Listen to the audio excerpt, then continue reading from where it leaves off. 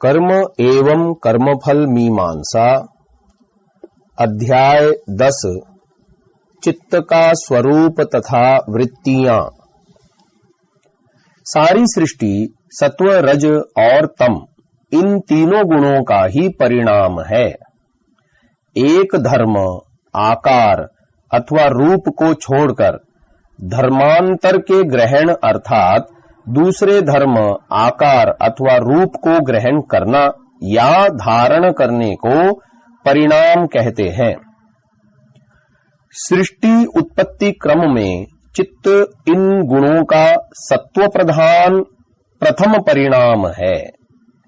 यह सारा स्थूल जगत जिसमें हमारा व्यवहार चल रहा है वह सत्वगुण की न्यूनता तथा प्रधान रूप से रजस और तमस गुणों का परिणाम है, क्योंकि जैसे जैसे स्थूलता आती गई वैसे वैसे सत्वगुण की कमी तथा रजस और तमस की वृद्धि होती जाती है।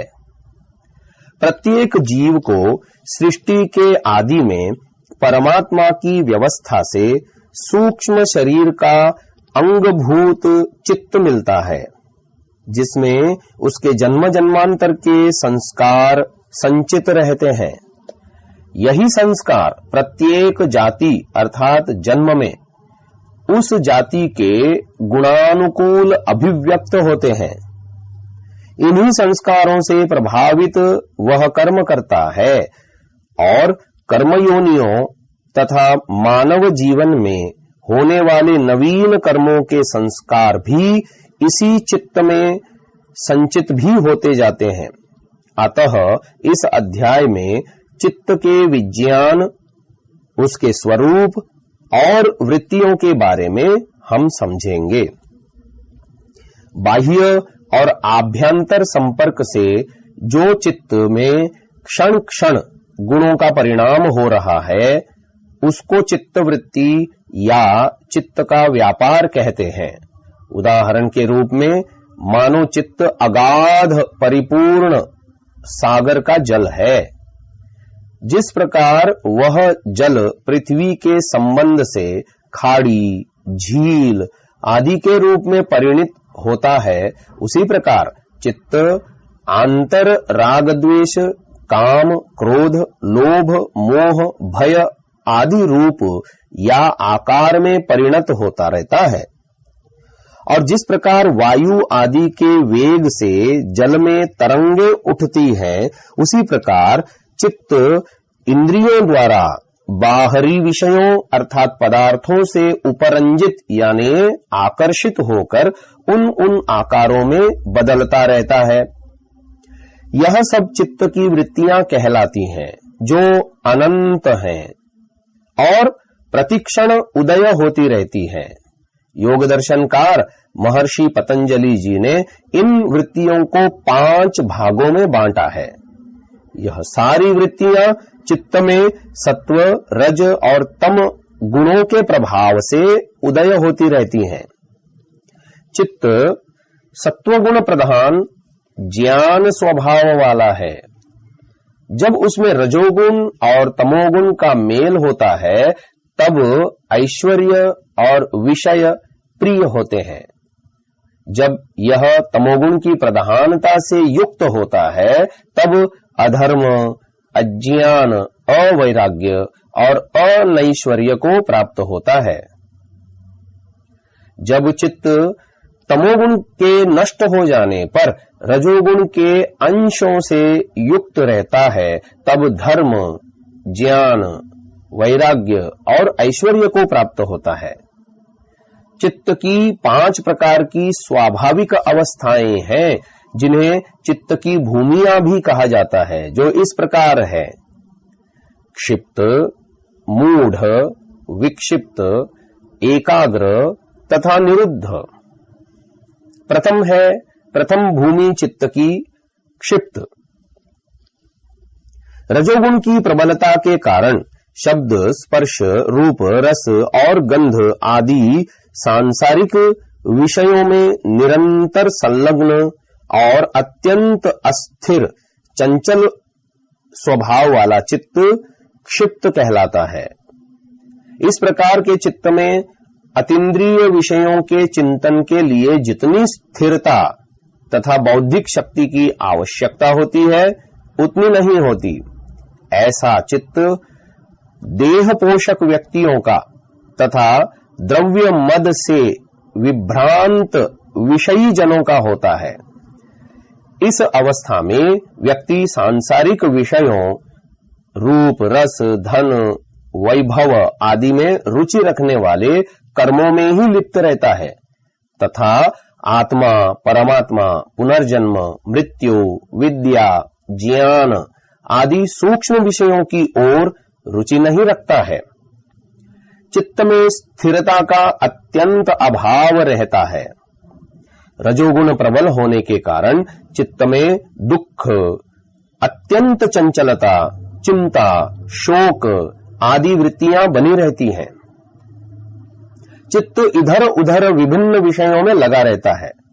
इस प्रकार के चित्तवृत्ति वाले को दैत्य, दानव आदि की श्रेणी में रखा जाता है, या ऐसे लोग सांसारिक संपदा के अभिमान से सदा ग्रस्त रहते हैं।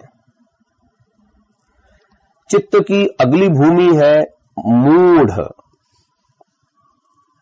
तमोगुण की प्रबलता के कारण कर्तव्य और अकर्तव्य के विचार के बिना ही काम, क्रोध, लोभ, मोह आदि उत्कट मनोवृत्तियों से शास्त्र विरुद्ध कर्म में निरत रहने वाला यह चित्त होता है।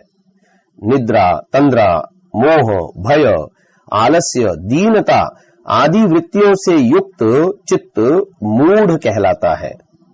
ऐसा चित्त नीच मनुष्यों, आसुरी प्रवृत्ति वालों तथा मादक द्रव्यों के सेवन से उन्मत्त व्यक्तियों का होता है।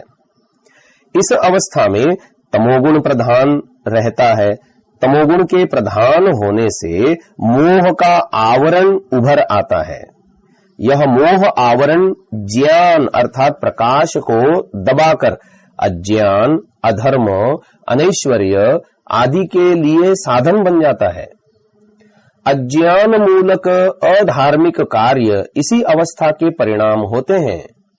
निद्रा, आलस्य आदि भी इसी का परिणाम है। ऐसी अवस्था के लोगों को राक्षसी, पिशाची, नीच वृत्ति वाला कहा जाता है। इसी प्रकार मादक द्रव्यों, नशे का सेवन करने वाले व्यक्ति भी इसी श्रेणी में आते हैं।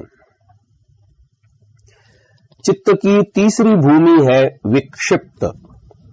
विक्षिप्त का अर्थ है जो क्षिप्त से विशिष्ट हो यानी श्रेष्ठ हो।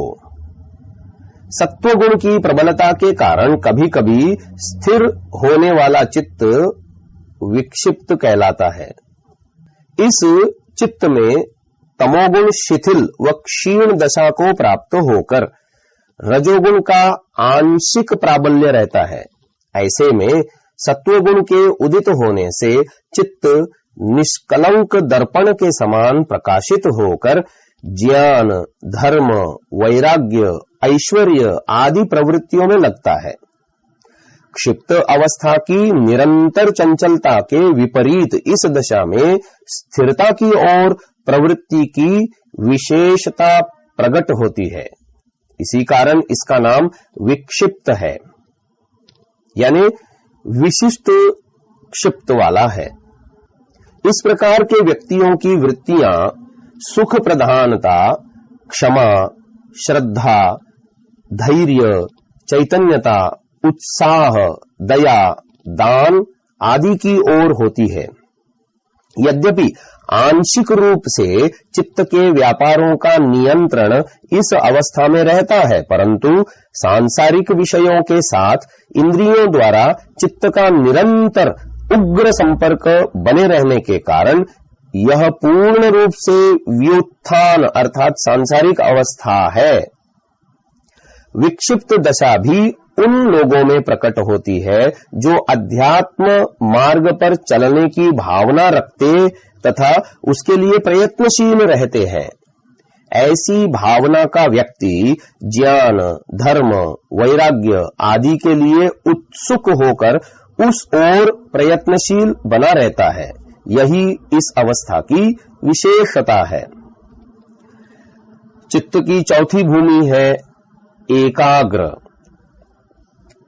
सत्वगुण की प्रबलता के कारण अभ्यास और वैराग्य के द्वारा चित्त का किसी एक विषय पर अधिकार पूर्वक स्थिर हो जाना एकाग्र अवस्था कहलाती है। ऐसे व्यक्ति का चित्त इंद्रियों के द्वारा बाहर के विषयों की ओर न झुककर एकमात्र अध्यात्म के चिंतन में लगा रहता है। अतः एकाग्र चित्त में एक वृत्ति के निवृत्त हो जाने पर उसके बाद ठीक वैसी ही दूसरी वृत्ति उठती और फिर इसी प्रकार की समान वृत्तियों और व्यापारों की परंपरा सी चलती रहती है। ऐसी एकाग्रता जब चित्त का स्वभाव बन जाती है तब दिन रात के अधिकांश समय में चित्त एकाग्र बना रहता है। स्वप्नावस्था में भी चित्त की एकाग्रता चलती रहती है। इसका कारण यह है कि स्वप्न जागृत अवस्था के संस्कारों का परिणाम है। यदि जागृत अवस्था में अधिक समय तक यह एकाग्र रहता है तो स्वप्नावस्था में भी यह वैसा ही बना रहेगा। एकाग्र अवस्था में सत्वगुण की प्रधानता होती है तथा रज और तम गुण नाम मात्र को रहते हैं। यहां से चित्त में समाधि का आरंभ होता है। ऐसी अवस्था में देखे सुने हुए विषयों पदार्थों से वैराग्य होता है, जिसे अपर वैराग्य कहते हैं। यह अवस्था योग की प्रथम श्रेणी के योगियों की होती है, जिसमें होने वाली समाधि को संप्रज्ञात समाधि कहते हैं। संप्रज्ञात समाधि की अवस्था से योगी वस्तु के यथार्थ स्वरूप का ज्ञान प्राप्त करता है। इसी अवस्था में ही जीव के क्लेश भी क्षीण होते तथा उसके कर्मों के बंधन भी ढीले होते हैं। इस अवस्था में योगी प्रकृति पर्यंत पदार्थों के यथार्थ स्वरूप का ज्ञान प्राप्त कर लेता है। इस प्रकार का चित्त प्रथम कक्षा के योगियों का होता है। चित्त की पांचवी और अंतिम भूमि है निरुद्ध। जिस चित्त में केवल संस्कार मात्र ही शेष रहते हैं और सब प्रकार की वृत्तियों और व्यापारों का सर्वथा निरोध हो जाता है, ऐसा चित्त अंतिम भूमि वाले सिद्ध योगी का होता है। ऐसी अवस्था में योगी सत्व आदि गुणों से भी वैराग्य को प्राप्त होकर समाधि की अवस्था से अपने स्वरूप तथा परमात्मा के चैतन्य स्वरूप में स्थित हो जाता है। यह असंप्रज्ञात समाधि कहलाती है।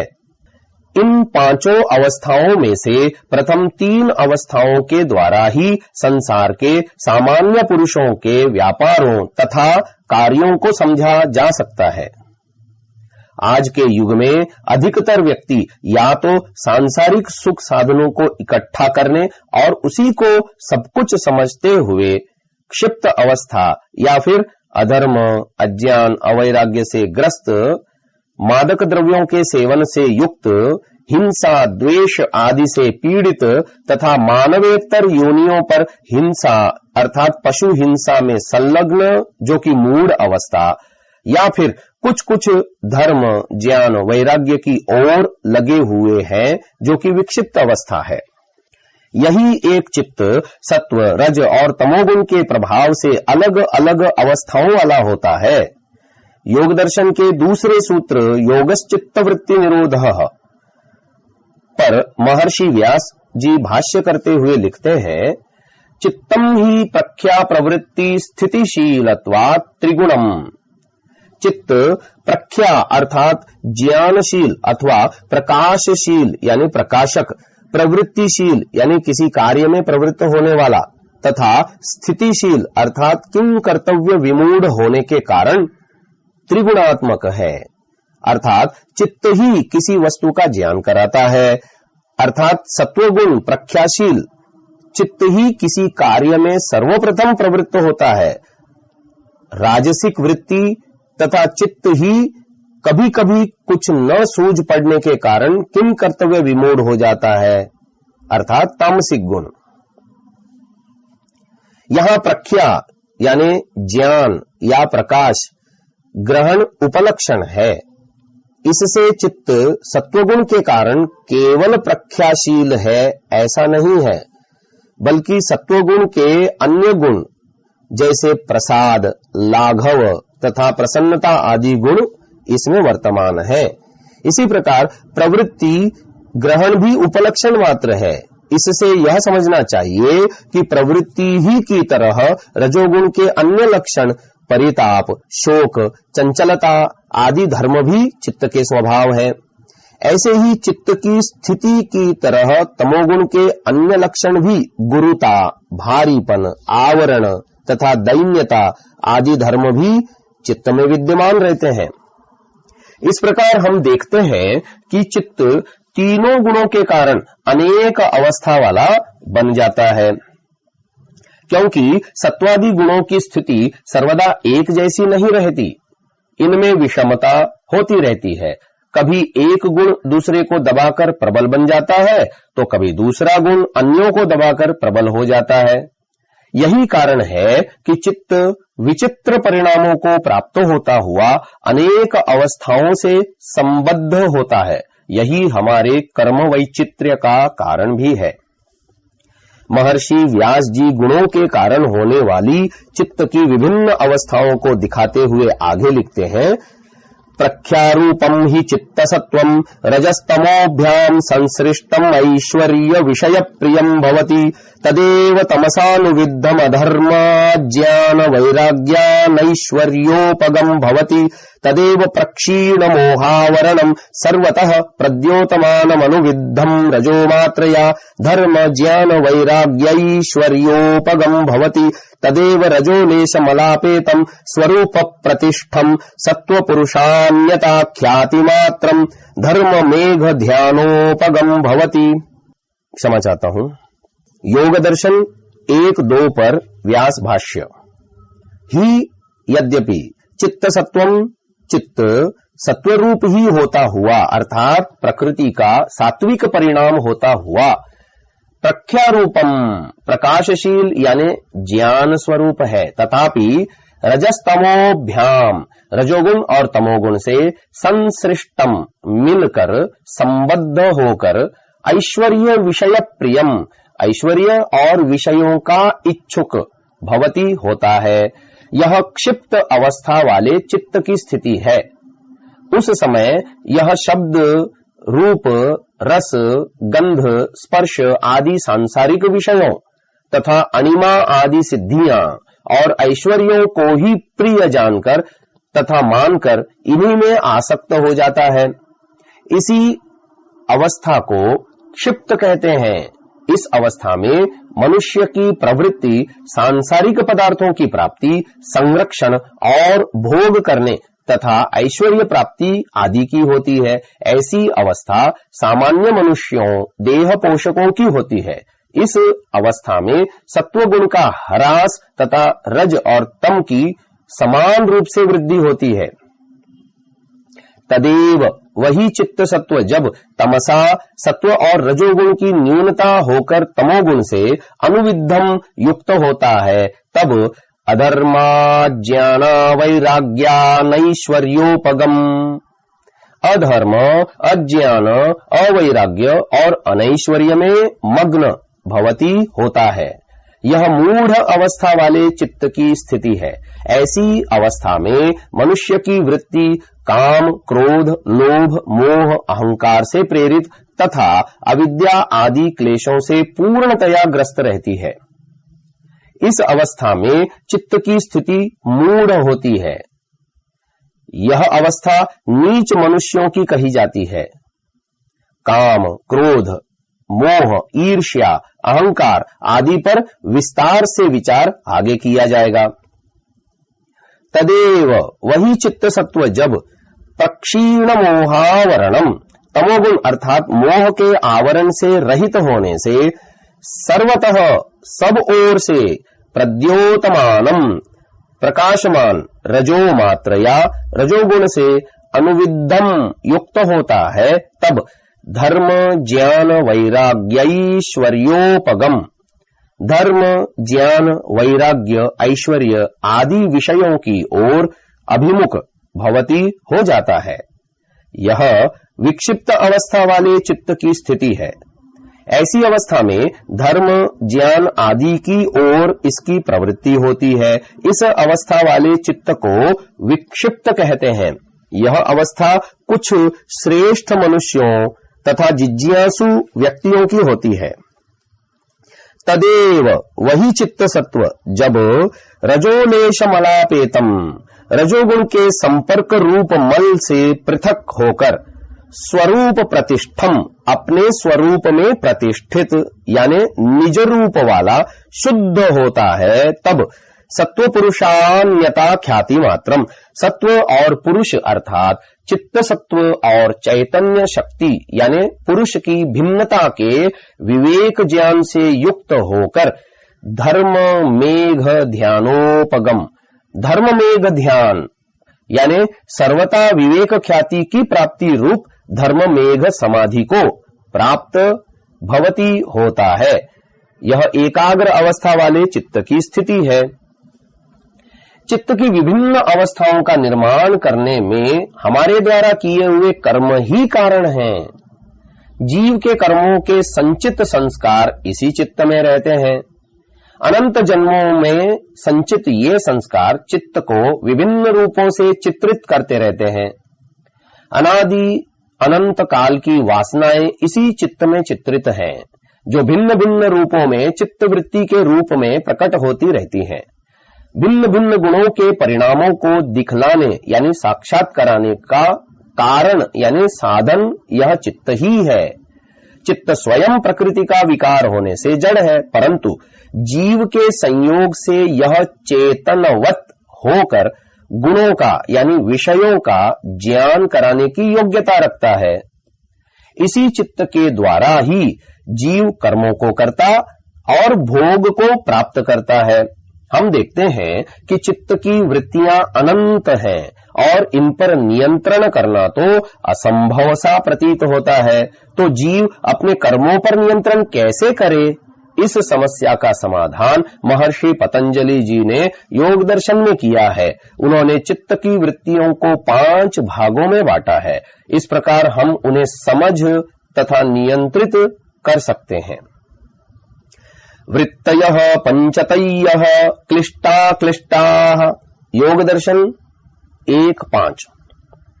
व्यास भाष्य। क्लेश हेतुकाः कर्माशय प्रचये क्षेत्रीभूताः क्लिष्टाः, ख्याति विषया गुणाधिकार विरोधिन्यो क्लिष्टाः, क्लिष्ट प्रवाह पतिता अप्यक्लिष्टाः, क्लिष्ट छिद्रेष्वप्यक्लिष्टा भवन्ति, अक्लिष्ट छिद्रेषु क्लिष्टा इति। तथा जातीयकाः संस्कारा वृत्तिभिरेव क्रियन्ते, संस्कारैश्च वृत्तय इति। एवं वृत्ति संस्कार चक्रमनिशम् आवर्तते, तदेवं भूतं चित्तमवसिताधिकारमात्मकल्पेन व्यवतिष्ठते, प्रलयं वा गच्छतीति। ताः क्लिष्टाश्चाक्लिष्टाश्च पंचधा वृत्तयः। सूत्रार्थ। वृत्तयः वृत्तियां, पंचतयः 5 प्रकार की हैं, तथा ये क्लिष्टा क्लिष्टाः, क्लिष्ट यानी क्लेश सहित और अक्लिष्ट यानी क्लेश रहित होती है। और महर्षि दयानंद जी इसका अर्थ करते हुए लिखते हैं, वृत्तयः अर्थात सब जीवों के मन में 5 प्रकार की वृत्तियां उत्पन्न होती हैं। उसके 2 भेद हैं, एक क्लिष्ट दूसरी अक्लिष्ट अर्थात क्लेश सहित और क्लेश रहित। उनमें से जिनकी वृत्ति विषयासक्त परमेश्वर की उपासना से विमुख होती है, उनकी वृत्ति अविद्यादि क्लेश सहित, और जो पूर्वोक्त उपासक हैं उनकी क्लेश रहित शांत होती है। ऋग्वेदादि भाष्य भूमि का उपासना विषय। राजस और तामस प्रवृत्ति परिताप, क्रोध, लोभ, मोह आदि क्लिष्ट वृत्तियां कहलाती हैं और सात्विक प्रख्या प्रसाद अक्लिष्ट वृत्तियां कहलाती हैं। हम जानते हैं कि चित्त के परिणाम को वृत्ति कहते हैं। जैसे ब्राह्मण के जीवन निर्वाह का साधन यज्ञ करना कराना, वेद पढ़ना पढ़ाना तथा दान लेना देना है, अतः यह कर्म वृत्ति कहलाते हैं। वैसे ही वृत्ति के अधीन चित्त की स्थिति अर्थात निर्वाह का साधन होने से प्रमाण आदि परिणाम चित्त की वृत्ति कहलाते हैं। महर्षि व्यास जी इसका भाष्य करते हुए लिखते हैं, क्लेश हेतुकाः, अविद्या आदि क्लेश हेतु कारण हैं जिनके, अर्थात अविद्या आदि क्लेशों से उत्पन्न होने वाली तथा कर्माशय प्रचये, कर्माशय यानी धर्म अधर्म रूप कर्म संबंधी वासनाओं अर्थात कर्म संस्कारों की उत्पत्ति में क्षेत्रीभूताः, क्षेत्रीभूत यानी खेत बनी हुई चित्त की वृत्तियां क्लिष्टाः, क्लिष्ट कहलाती हैं। संसार में बहुसंख्यक मनुष्यों की वृत्तियां क्लिष्ट हैं, क्योंकि ये वस्तु के यथार्थ ज्ञान से रहित अर्थात अविद्या आदि क्लेशों के कारण उत्पन्न हुई हैं। ऐसी सभी वृत्तियां दुख देने वाली हैं। अक्लिष्ट वृत्तियों के स्वरूप को बताते हुए लिखते हैं कि ख्याति विषया सत्व पुरुषान्यता ख्याति, अर्थात चित्त और पुरुष का अलग अलग बोध कराने वाली अर्थात प्रकृति पुरुष के भेद का विवेक कराने वाली तथा गुणाधिकार विरोधिन्यः, सत्व रज और तम गुणों के कार्य परिणाम का विरोध करने वाली वृत्तियां अक्लिष्टाः, अक्लिष्ट है।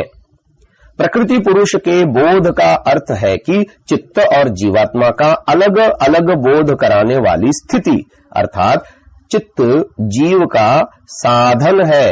भोग तथा मोक्ष रूपी लक्ष्यों को जीव चित्त के द्वारा प्राप्त करता है। गुणाधिकार का तात्पर्य है कि सत्व रज और तम रूप गुणों के अधिकार अर्थात कार्य या परिणाम एवं विकार और इन कार्यों का विरोध करने वाली वृत्तियां जिनका फल क्लेश नहीं होता। यह क्लिष्ट और अक्लिष्ट वृत्तियों का सामान्य रूप बताया गया। क्लिष्ट अक्लिष्ट वृत्तियों की अन्य स्थितियां भी होती हैं। अक्लिष्ट वृत्तियों के दो अन्य प्रकार इस प्रकार हैं। प्रथम है क्लिष्ट प्रवाह पतिता। क्लिष्ट वृत्तियों के प्रवाह यानी निरंतर व्यापार से गिरी हुई या निकली हुई अपि भी अक्लिष्टाः, अक्लिष्ट वृत्तियां हुआ करती हैं और अक्लिष्ट ही रहती हैं, अर्थात जिन अविद्या आदि दोष रूप पापिष्ठ कर्मों से क्लिष्ट वृत्तियां यानी पाप वृत्तियां निकलती हैं, कभी कभी उनके दोष दर्शन या परिणाम स्वरूप किसी आकस्मिक घटना या भारी ठोकर से ग्लानि उत्पन्न होकर अक्लिष्ट वृत्तियां उत्पन्न होती हैं। जब कभी कोई पापी व्यक्ति पाप कर्म करते करते किसी ऐसी दुर्घटना से गुजरता है जिससे उसे अपने किए कर्मों से विरक्ति या किए गए कर्मों के प्रति ग्लानि उत्पन्न होती है तो अक्लिष्ट वृत्तियां बनती हैं। यद्यपि यह क्लिष्ट वृत्तियों में से या उनके कारण उत्पन्न हुई है, तथापि यह अक्लिष्ट ही रहती है। पाप कर्मों के कारण उत्पन्न हुई ग्लानि से सामान्यतः सन्मार्ग की ओर प्रगति होगी, ना कि कुमार्ग की ओर प्रवृत्ति होगी। दूसरा क्लिष्टः, क्लिष्ट वृत्तियों के छिद्रेषु अपि, छिद्रों में यानी दोष दर्शन के कारण से बहती हुई भी अक्लिष्टाः भवन्ति, अक्लिष्ट वृत्तियां उत्पन्न हुआ करती हैं। उदाहरण के लिए एक व्यक्ति पारिवारिक या सांसारिक कारणों से क्लेशों से ग्रस्त परेशान हाल किसी विद्वान सन्यासी के पास जाता है तो ऐसी अवस्था में उस सन्यासी द्वारा दिया गया वैराग्य का उपदेश उस व्यक्ति की मानसिक परेशानी को दूर करता है। अर्थात जो पारिवारिक या सामाजिक कारणों से क्लिष्ट वृत्तियां बनी हुई थीं, वह वैराग्य के उपदेश रूपी छिद्र से अक्लिष्ट वृत्तियों की उत्पत्ति का कारण भी बनी। योग दर्शनकार ने इन कष्टकारी वृत्तियों में अभ्यास और वैराग्य रूपी छिद्र बताए हैं। इस प्रकार अक्लिष्ट वृत्तियां तीन प्रकार की होती हैं। एक सर्वथा विशुद्ध, दूसरी क्लिष्ट वृत्तियों के उद्गम स्थल से निकली हुई तथा तीसरी क्लिष्ट वृत्तियों के छिद्रों में से बहती हुई। 3. इसी प्रकार अक्लिष्ट छिद्रेषु, अक्लिष्ट वृत्तियों के व्यापार के मध्य में आने वाले छिद्र यानी क्षुद्र द्वारों यानी विक्षेपों के कारण से क्लिष्टाः इति क्लिष्ट वृत्तियां उत्पन्न हो जाती हैं।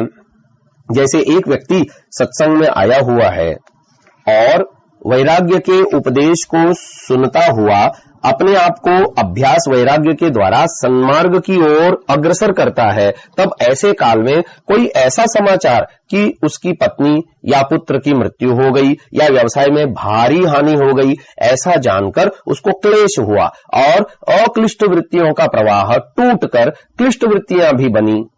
यह अक्लिष्ट वृत्तियों के मध्य का छिद्र हुआ। इस प्रकार क्लिष्ट वृत्तियों की 2 स्थितियां हुई, एक सर्वथा विशुद्ध क्लिष्ट वृत्तियां, दूसरी अक्लिष्ट वृत्तियों के क्षुद्र उद्गम द्वारों से बहती हुई क्लिष्ट वृत्तियां। अभ्यास और वैराग्य के द्वारा ही क्लिष्ट वृत्तियों को कमजोर और क्षीण बनाया जाता है तथा अक्लिष्ट वृत्तियों को प्रबल बनाया जाता है। अभ्यास और वैराग्य के कम होने से ही क्लिष्ट वृत्तियां प्रबल होती हैं और अक्लिष्ट वृत्तियां दुर्बल होती हैं, और जब अभ्यास और वैराग्य का प्राबल्य होता है तो अक्लिष्ट वृत्तियां सबल होती जाती हैं। तथा जातीयकाः अक्लिष्ट अथवा क्लिष्ट प्रकार के संस्काराः संस्कार वृत्तिभिः एव उसी प्रकार की वृत्तियों के द्वारा ही क्रियन्ते उत्पन्न होते हैं यानी उत्पन्न किए जाते हैं। च और संस्कारैः उन संस्कारों के द्वारा वृत्तयः इति उसी प्रकार की क्लिष्ट अथवा अक्लिष्ट वृत्तियां उत्पन्न होती हैं। अर्थात संस्कारों से वैसी ही वृत्तियां बनती हैं जिस प्रकार वृत्तियों से वे संस्कार बने थे। पाप कर्मों से पाप कर्मों के संस्कार बनते हैं और उन पाप संस्कारों से फिर पाप कर्म ही होते हैं। इसी प्रकार पुण्य कर्मों से पुण्य संस्कार बनते हैं और वह पुण्य संस्कार पुण्य कर्मों की ओर अग्रसर करते हैं। चोरी का संस्कार चोरी करने को ही प्रेरित करेगा, न कि दान करने को। एवं इस प्रकार वृत्ति संस्कार चक्रम, वृत्ति और संस्कार रूप चक्र अनिशम निरंतर आवर्तते चलता रहता है। मानव जीवन में कर्म की यह पहेली मोटे रूप से इसी प्रकार से चलती रहती है कि कर्मों से संस्कार और संस्कारों से वैसे ही कर्म, और यह चक्र दिन रात चलता रहता है।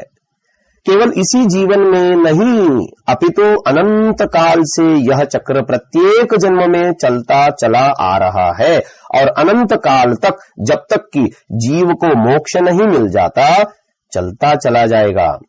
परंतु जीव को मोक्ष की स्थिति कब प्राप्त होगी, इसके बारे में बताते हुए महर्षि व्यास जी कहते हैं, तब वृत्ति निरोध होने पर तत् एव भूतम, इस प्रकार का वृत्ति संस्कार चक्र वाला चित्तम चित्त अवसिताधिकारम कृत कार्य हुआ, अर्थात सत्वर स्तम गुणों के परिणामों से रहित हुआ। आत्मकल्पेन आत्मा के समान पवित्र व्यवतिष्ठते होकर रहता है। वा तथा शरीर छूटने पर प्रलयम गच्छति इति अपने कारण प्रकृति में विलीन हो जाता है। ऐसी अवस्था आने के लिए चित्त का कृतकार्य होना बतलाया गया है। जिस चित्त में वृत्ति और संस्कारों का चक्र अनवरत चल रहा हो, वह कृतकार्य कैसे होगा? अभ्यास और वैराग्य द्वारा क्लिष्ट वृत्तियों को क्रमशः क्षीण बनाया जाता है और अक्लिष्ट वृत्तियों को प्रबल। अभ्यास और वैराग्य के निरंतर सेवन से वैसे ही संस्कार के द्वारा अक्लिष्ट वृत्तियां क्लिष्ट वृत्तियों को दबाकर उनको नष्ट कर स्वयं निरंतर प्रवाहित होने लगती हैं। ऐसी स्थिति में ही अक्लिष्ट वृत्तियों से अक्लिष्ट संस्कार तथा अक्लिष्ट संस्कारों से अक्लिष्ट वृत्तियों का चक्र चलने लगता है। व्यक्ति योग मार्ग पर आगे चलता चला जाता है और यह अवस्था योगी को उसके अंतिम लक्ष्य निर्बीज समाधि की ओर ले जाती है। निर्बीज समाधि की सिद्धि के लिए योगी को इन अक्लिष्ट वृत्तियों का भी निरोध करना होता है। पर वैराग्य की अवस्था में गुणों की तृष्णा का पूर्ण अभाव हो जाता है। इस प्रकार विवेक ख्याति की प्राप्ति से ही चित्त कृतकार्य होता है। ताः क्लिष्टाश्चाक्लिष्टाश्च पंचधा वृत्तयः, ये क्लिष्ट और अक्लिष्ट भेद वाली वृत्तियां 5 प्रकार की होती हैं। प्रमाण विपर्यय विकल्प निद्रा स्मृतयः, योग दर्शन 1:6। प्रमाण, विपर्यय, विकल्प, निद्रा और स्मृति के भेद से वृत्तियां 5 प्रकार की होती हैं। प्रमाण, प्रत्यक्षानुमानागमाः प्रमाणानि, योग दर्शन 1:7। प्रत्यक्ष प्रमाण, इंद्रिय प्रणालिकया चित्तस्य बाह्य वस्तुपरागात् तद्विषया सामान्य विशेषात्मनोर्थस्य विशेषावधारण प्रधाना वृत्तिः प्रत्यक्षं प्रमाणम्। फलमविशिष्टः पौरुषेयश्चित्तवृत्तिबोधः प्रतिसंवेदी पुरुष इत्युपरिष्टादुपपादयिष्यामः। महर्षि व्यास जी प्रत्यक्ष का लक्षण करते हुए लिखते हैं, इंद्रिय प्रणालिकया, इंद्रिय द्वारों से, चित्तस्य चित्त का, बाह्य वस्तु के साथ, उपरागात संबंध होने से, तद्विषया उस बाह्य वस्तु को विषय बनाने वाली, सामान्य विशेषात्मनोर्थस्य, सामान्य और विशेष के मिले जुले धर्मों वाले पदार्थ में, विशेषावधारण प्रधान, विशेष धर्म का प्रधान रूप से निश्चय कराने वाली वृत्ति ही चित्त की वृत्ति प्रत्यक्षम प्रमाणम, प्रत्यक्ष प्रमाण है। जैसे किसी व्यक्ति ने दूर से देखा कि खंबा है या मनुष्य, दोनों की ऊंचाई, मोटाई, रूप, सामान्य धर्म, सरलता, स्थिरता आदि खंबे में पाए जाने वाले या सिर, हाथ, पांव, गति आदि मनुष्य में होने वाले विशेष धर्म का निश्चय, यह खंबा है मनुष्य नहीं, अथवा यह मनुष्य है खंबा नहीं, प्रत्यक्ष प्रमाण रूपी वृत्ति है। पुरुष और चित्त के मेल से पौरुषेय, पुरुष का, चित्तवृत्ति बोध, चित्तवृत्ति का बोध ही फलम अविशिष्ट, प्रमाण का फल है, जिसे प्रमा भी कहा जाता है। प्रतिसंवेदी पुरुष, प्रत्यक्ष ज्ञान का अनुभव करने वाला चेतन अर्थात पुरुष है। प्रत्यक्ष प्रमाण को न्याय दर्शनकार ने और भी स्पष्टतया से समझाया है।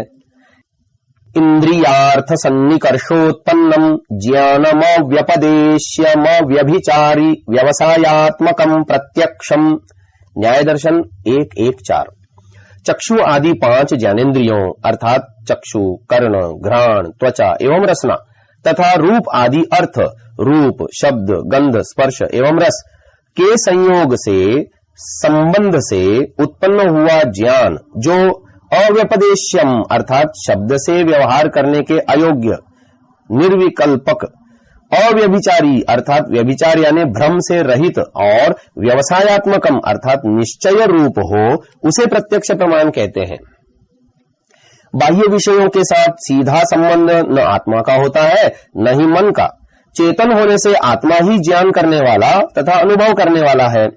आंतरिक साधन मन है तथा बाह्य साधन ज्ञानेन्द्रियां हैं।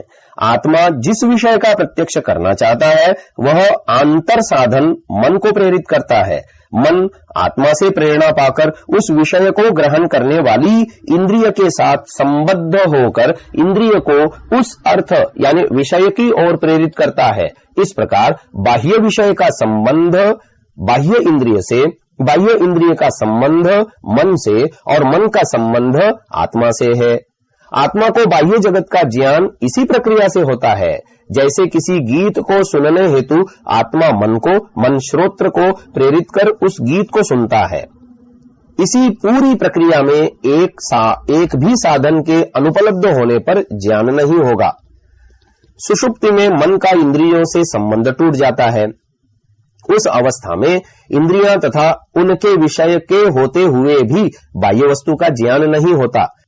जागृत अवस्था में भी एक साथ सभी इंद्रियों को अपने अपने विषयों के साथ संबंध होते हुए भी एक समय में सबका ज्ञान नहीं होता। यदि किसी व्यक्ति की कोई इंद्रिय अशक्त हो या न हो तो मन उस इंद्रिय के विषय को प्रत्यक्ष नहीं कर सकता, जबकि आत्मा, मन और विषय तीनों उपलब्ध हैं, केवल बाह्य इंद्रिय ही नहीं है। जिस इंद्रिय का मन के साथ संयोग होता है उसी इंद्रिय के विषय का बोध होता है, परंतु मन स्वयं जड़ है, इसलिए उसे ज्ञान नहीं हो सकता। चक्षु आदि बाह्य इंद्रियों की भांति आंतर इंद्रिय मन भी ज्ञान प्राप्ति का साधन है। ज्ञान तो चेतन आत्मा को ही होता है। आत्मा ही मन के द्वारा इंद्रिय को अपने अपने विषय में लगाकर उनके द्वारा ज्ञान प्राप्त करता है। इस प्रकार ज्ञान के लिए आवश्यक है कि विषयों के साथ इंद्रियों का, इंद्रियों के साथ मन का और मन के साथ आत्मा का संबंध हो।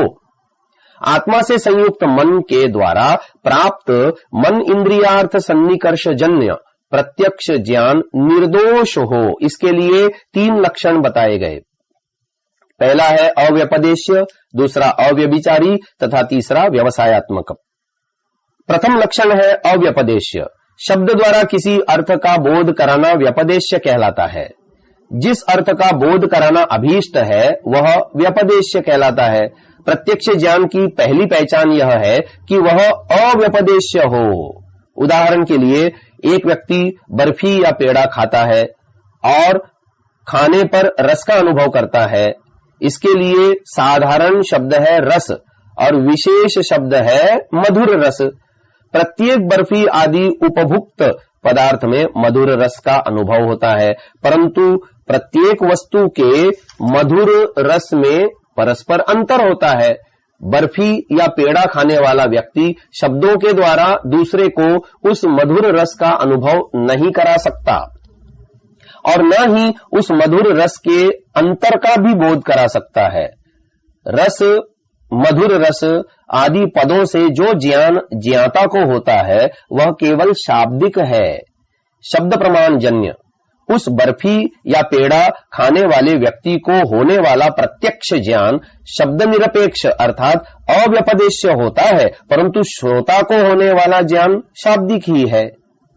यदि शब्द द्वारा बोध हुआ करता तो मधुर शब्द द्वारा मधुर रस की अनुभूति भी हो जाती और अग्नि को शब्द के द्वारा बताने वाले की जिह्वा और सुनने वाले के कर्ण दोनों जल जाते, परंतु ऐसा नहीं है।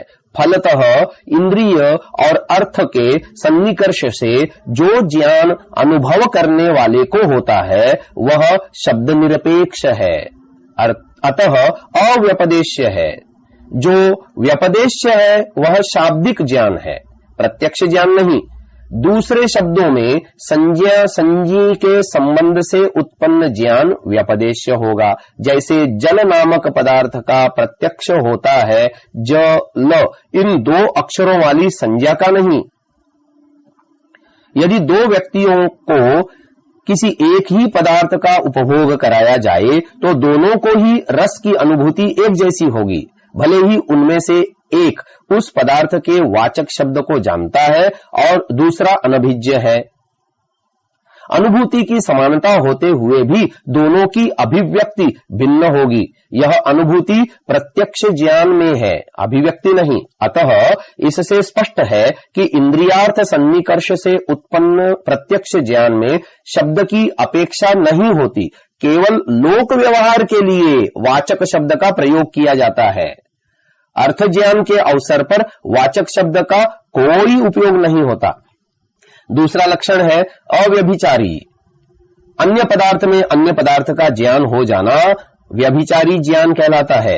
इंद्रिय और विषय के संयोग से उत्पन्न उसी ज्ञान को प्रत्यक्ष कहा जाएगा जो व्यभिचारी न हो। सायंकाल का झुटपुटा होने पर मार्ग में रस्सी को देख सांप समझ लेना, परंतु यह अंधकार और भय की भावना से व्यभिचारी ज्ञान है, क्योंकि रस्सी में सर्प का ज्ञान अन्य में अन्य का होना है, अतः प्रत्यक्ष नहीं कहलाएगा।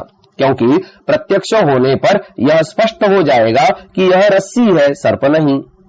इसी प्रकार गर्मी के भीषण मौसम में मरुस्थल में दूर रेत भी जल के समान दिखाई देता है, परंतु पास जाने पर वह जल भी उतनी दूर फिर चला जाता है। यह भी व्यभिचारी ज्ञान है, चाहे वह इंद्रियार्थ सन्निकर्ष से उत्पन्न है। अतः प्रत्यक्ष नहीं कहा जाएगा। जहां जिसका अभाव हो वहां उसका दिखना व्यभिचारी ज्ञान है, अतः प्रत्यक्ष के लक्षण से बाहर है। तीसरा लक्षण बताया व्यवसायात्मक। व्यवसाय पद का अर्थ है क्रिया का पूर्ण रूप से संपन्न होना। ज्ञान के क्षेत्र में इसका अर्थ है निश्चय पर पहुंच जाना अथवा संदेह रहित होना, अर्थात निश्चयात्मक। जो ज्ञान निश्चय के स्तर पर पहुंच जाएगा उसी को प्रत्यक्ष माना जाता है। एक पथिक मार्ग में चला जा रहा है, उसके पास काफी धन है, अभी उसका लक्ष्य स्थान दूर है। आधे रास्ते में सायंकाल का अंधेरा घिर आया है। इतने में अपने सामने थोड़ी दूरी पर कुछ खड़ा देखता है। वह पथिक दुविधा में पड़ जाता है कि यह क्या है। यदि वह कोई व्यक्ति है तो वह अवांछनीय हो सकता है, कोई चोर या डाकू हो सकता है जो मेरा धन छीन ले और मारपीट भी अलग करे। यदि ऐसा है तो वापस लौटना ही ठीक होगा, अन्यथा संभव है यह कोई व्यक्ति न होकर सूखा ठूंठ खड़ा हो। यदि ऐसा है तो आगे जाने में कोई भय नहीं। वह कुछ निश्चय नहीं कर पाता है क्योंकि अंधेरा हो गया है और आदमी के हाथ पैर सिर आदि का हिलना डुलना आदि तथा ठूंठ के कोठर व टेढ़ापन आदि विशेष धर्म नहीं दिखाई दे रहे हैं। जो दोनों के समान धर्म है, ऊंचाई चढ़ाव उतार आदि, वे तो दिखाई दे रहे हैं। इससे दुविधा हो रही है कि उसे व्यक्ति समझे या ठूंठ। यह ज्ञान इंद्रिय और अर्थ के सन्निकर्ष जन्य होने पर भी निश्चयात्मक न होने से प्रत्यक्ष की कोटि में नहीं आता। यह संशयात्मक ज्ञान कहा जाता है। संशय रहित होकर निश्चयात्मक अर्थात व्यवसायात्मक होने पर ही वह प्रत्यक्ष ज्ञान माना जाएगा। इंद्रियों द्वारा विषय के संपर्क से उसके संबंध में भिन्न भिन्न गुणों की अनुभूतियां उत्पन्न होती हैं। जल के प्रत्यक्ष से शीतलता, जिह्वा से रस, चक्षु से रूप आदि की अलग अलग अनुभूतियां प्राप्त होती हैं। अलग अलग अनुभूतियां केवल शब्द स्पर्श रूप रस और गंध आदि की सूचना मात्र है। मन में इन सब सूचनाओं के एकत्र हो जाने पर उनके संयोग वियोग से बुद्धि उन अनुभूतियों को समवेत रूप देकर उन्हें किसी नाम से अभिहित कर देती है। इसी को विषय का प्रत्यक्ष कहते हैं। इससे स्पष्ट है कि इंद्रिय और अर्थ के संबंध से गुणों का प्रत्यक्ष होता है, गुणी का नहीं। किंतु गुण और गुणी का समवाय संबंध होने से गुणों के साथ गुणी का भी प्रत्यक्ष मान लिया जाता है। मन के तीव्र वेगवान होने से यह प्रक्रिया इतने वेग से होती है कि हम गुणी का ही प्रत्यक्ष अनुभव करते हैं। हम इस प्रकार देखते हैं कि योग दर्शन में महर्षि पतंजलि जी प्रत्यक्ष का जो लक्षण इंद्रियों का बाह्य विषयों के संपर्क से बुद्धि वृत्ति के रूप में किया था, उसे न्याय दर्शन में महर्षि गौतम जी ने और अधिक स्पष्ट किया है। इंद्रियों द्वारा बाह्य विषयों के साथ संपर्क से उत्पन्न अव्यभिचारी निश्चयात्मक और अशाब्द ज्ञान को प्रत्यक्ष कहा जाता है। परंतु योगी केवल बाह्य विषयों का ही प्रत्यक्ष नहीं करता, अपितु आंतरिक प्रत्यक्ष भी करता है, जिसमें इंद्रियों का बाह्य विषयों से संपर्क ही नहीं होता। वह अतीन्द्रिय प्रत्यक्ष भी सांख्य दर्शनकार महर्षि कपिल जी ने प्रत्यक्ष की श्रेणी में माना है। योगिनाम बाह्य प्रत्यक्षत्वान्न दोषः। सांख्य दर्शन 1:90। योगी जनों का बाह्य प्रत्यक्ष न होने से कोई दोष नहीं। प्रत्यक्ष दो प्रकार का समझना चाहिए, एक बाह्य प्रत्यक्ष, दूसरा अबाह्य प्रत्यक्ष। ग्राह्य विषय अर्थात बाहरी पदार्थों की विद्यमानता में व्यक्ति को जो प्रत्यक्ष होता है वह बाह्य प्रत्यक्ष है।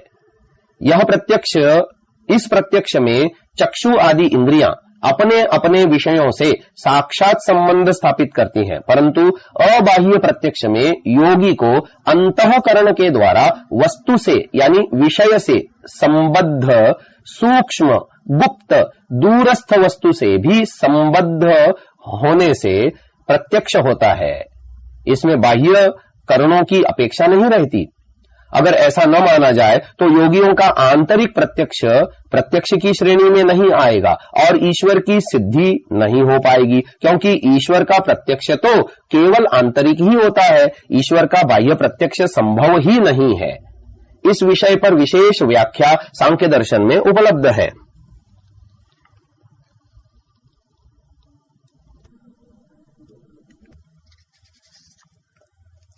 अगला प्रमाण है अनुमान प्रमाण।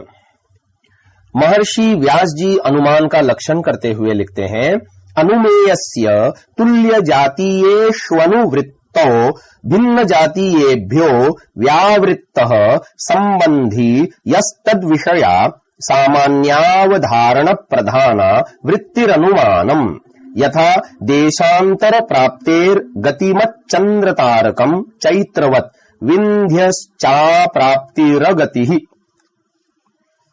अनुमेयस्य अनुमान के साधन रूप धर्म का, तुल्य जातीयेषु समान जाति वालों में, अनुवृत्तः रहने वाला या पाया जाने वाला, और भिन्न जातीयेभ्यः भिन्न जाति वालों से, व्यावृत्तः वियुक्त अर्थात पृथक यानी अलग रहने वाला, यह संबंध जो संबंध है, तद विषया उसे विषय बनाती हुई विषय के यानी पदार्थ के, सामान्यावधारण प्रधाना सामान्य धर्मों को प्रधान रूप से निश्चय कराने वाली वृत्ति ही चित्त की वृत्ति अनुमानम अनुमान प्रमाण है।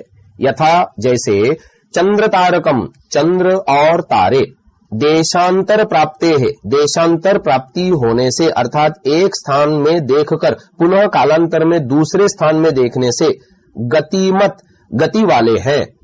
चैत्रवत चैत्र नामक पुरुष की भांति, अप्राप्ति ही जो देशांतर को प्राप्त नहीं होता, अगति ही वह गति वाला भी नहीं होता, जैसे विंध्याचल पर्वत।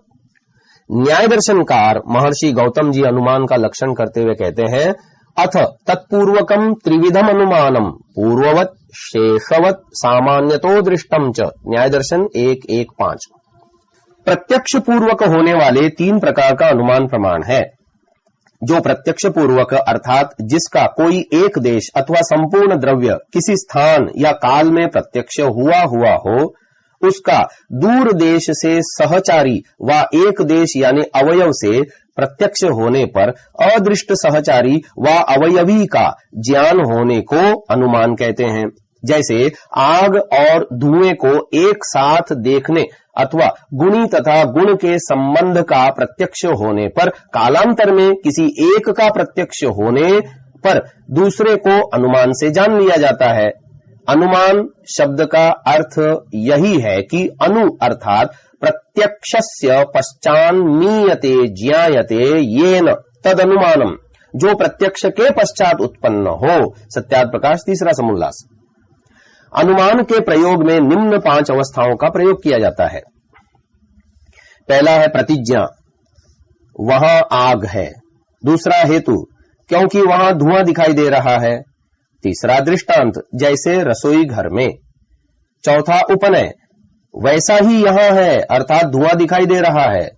5वां निगमन, धुआं होने से वहां आग है। इस प्रकार वर्तमान काल में धुएं का प्रत्यक्ष होने और गुण गुणी संबंध की स्मृति होने से अप्रत्यक्ष अर्थ यानी अग्नि का अनुमान द्वारा ज्ञान हो जाता है। इस पंच अवयव पद्धति से अपने पक्ष को सिद्ध किया जाता है तथा दूसरे के असत्य पक्ष का खंडन किया जाता है। इस पद्धति के व्यापक प्रयोग से ज्ञान अर्जन सुगम होता है।